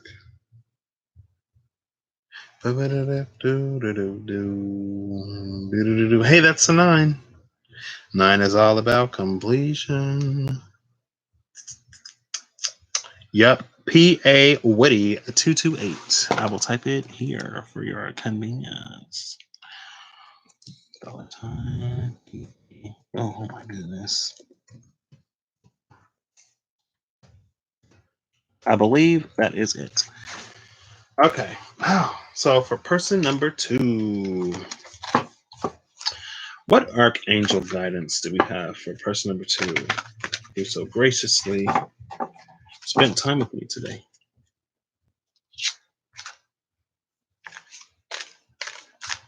I kind of feel like, oh my gosh, that scared me. Thank you. I kind of feel like crying for some reason. Are you okay, person number 2? Maybe not. Maybe the tears have passed. Okay, so for person number 2, I'll do 5 for 2. Oh, a card just came out, actually. Oof. I still want to do 5. And then I'll pull from the bottom. That's 2, 3, 4, 5. So the new card. This is interesting. Okay. So is this 2 cards? Wow. Person number 2, you getting 3 cards. I only meant to do, oh, we got a 5 and a 6. That's interesting. Only meant to do 2. Okay. So first we start with the Queen of Gabriel. Passionate, charming, brilliant, and independent. You can do anything right now. Go after what you want. The ability to attract helpful people. You can do anything that you want right now. And you probably have people in your life who can assist you with doing it. There you go. There she is. Ugh. I either need a better webcam or something. So you go from the Queen of Gabriel, I love that energy, to the 6 of Michael. It's the light at the end of the tunnel. Breathe a sigh of relief and make new plans. Relocation or travel. Oh wow. A sigh of relief, the light at the end of the tunnel. So definite close. It's like pursue what you want, know that you're assisted, and like go after it full force. Light at the end of the tunnel, followed by the five of Raphael. It says, everything happens for a reason. Release regret and embrace the opportunities for happiness. Search for the silver lining.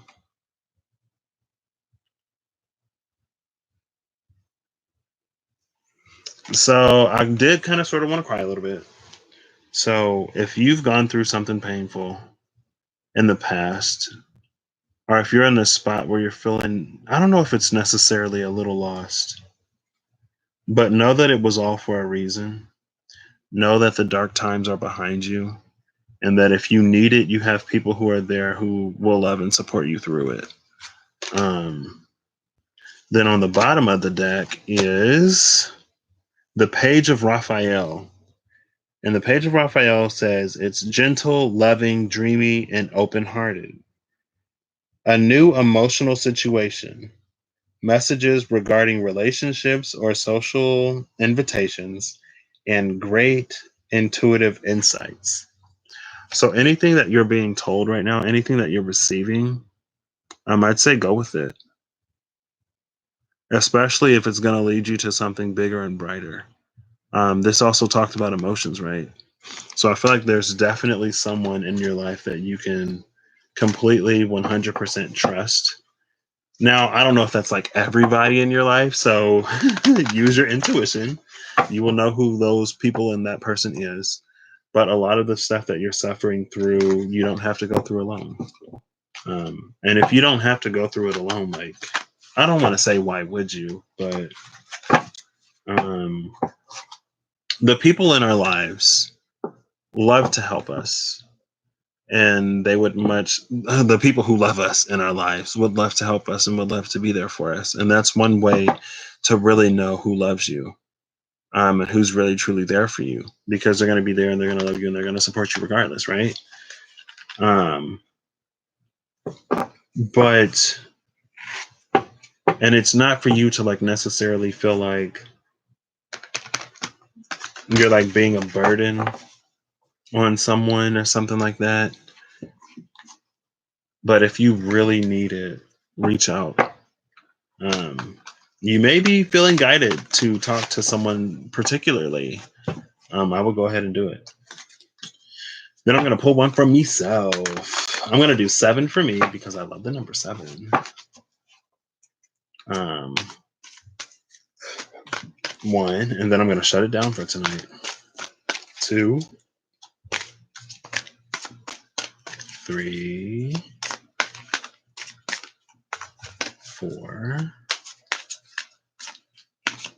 5, 6, and 7. I'm actually going to pull one from the middle and then look at the bottom. Oh, wow. Love that. I see a rainbow. So at the bottom of the deck, I have the Chariot. Hey, we going places. I'm trying to move. If whoever would let me. Oh, oh. I'm going to stop here. Well, actually, I'm going to read this. I'm not going to pull it because I don't want to see the card on the bottom. But I'm going to read it because I have the Chariot and then there's a Knight right here. So I have to read the Knight if I have the Chariot, right? So the Chariot, Archangel Metatron. Determination and self-control, career advancement, acknowledgement of success by others, the Chariot. And then I said, ooh, because the Leap of Faith came out, which is the full card, Archangel Metatron. Well, I got both of the Metatron cards. Okay, so I know who's looking out right now. Metatron, the angel who probably watched me struggle on the mountain. It's fine. um, Believe in yourself. Listen to your heart. Do what gives you joy. Listen to your heart. Before. So, okay. So, we're moving forward with the heart. I should have just pulled these cards instead of doing that whole spread, honestly, before, because there's the answer that I was asking. This is just further clarification. Followed by the Knight of Michael. And the Knight of Michael is strong, committed, intellectual, and diligent. Time to move quickly. Choose logic over emotion. Sudden changes. Girl, this is why I'm lost. This is why I'm confused. Because the leap of faith card, maybe I wasn't supposed to read it. Leap of faith card says, listen to your heart. Knight of Michael says, logic over emotions. They both telling me to move with this chariot, right? And I'm like, okay, well, so that's the leap of faith. They both telling me to move with this chariot. So like Metatron, like which is it? But you know what the answer is? It's actually not a trick. The chariot holds the answer. Is it in this deck? I can't tell. But the chariot is typically depicted. Yeah, I think it is. No, I don't think it is. I don't know. The chariot is typically depicted with two horses. So move forward with logic and emotion. The two aren't always combative, and it is my path to integrate the two. And that's exactly what I got to earlier. So hey, it did sound a little bit conflicting, but we get there. We got there. I got there. And then left on the top is the Nine of Ariel. It says, your dreams are fulfilled. Hard work leads to great success. A love for the beautiful things in life. Dreams are coming true. Look at that. And then look at that horsey. That's the same horse or a different horse. I love that. Okay, now before I put these away, since I pulled for people, message, right? Before I pull, I mean, I always like to do a last message before I put the deck away. And so this will be a collective final message for those of us here. I don't know if that kale is starting to hit me or what. I had a whole plate. Well, I had like an eighth of a plate of kale and it just fell on the floor. And I was just like, really? For real? This is where we are, Patrick? This is what's happening right now in our life, in my life? I'm going to cut. And then I'm just going to take the top and the bottom of the deck. I ain't even going to shuffle. So, final parting message for the night. Bottom of the deck, the Two of Raphael. It says, two hearts dedicated to creating something wonderful. Kindred spirits. Don't give up on those you love. Don't give up on those you love. The French are glad to die for love. I want to watch Moulin Rouge now.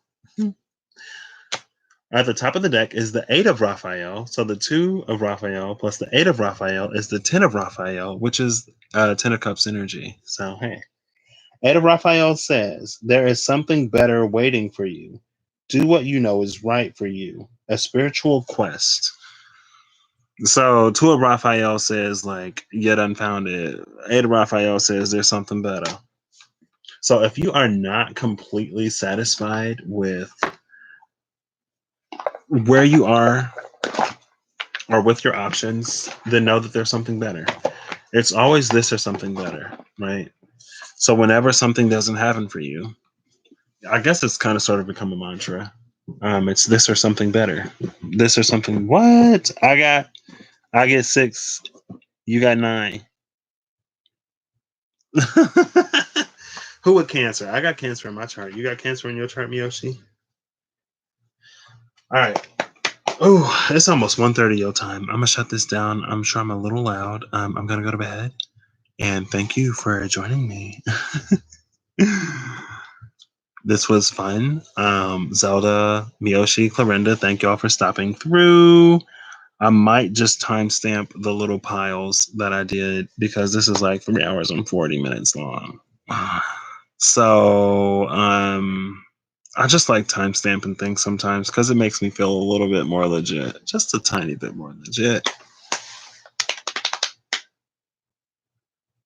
And yeah, I guess that's it. I guess I'm gonna go to sleep.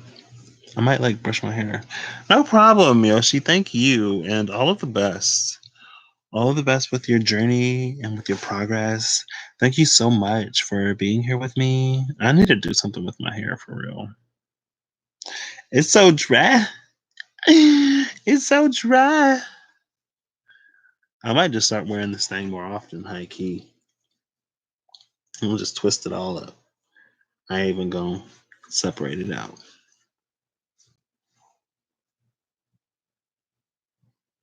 I'm sorry. Okay. All right. I'm gonna shut this down now. Y'all have an amazing night, an amazing evening, an amazing morning, or an amazing afternoon, wherever it is when you see this. Um, all the best, and I will catch us y'all's later. Bye. Thank you again, Miyoshi. I appreciate it.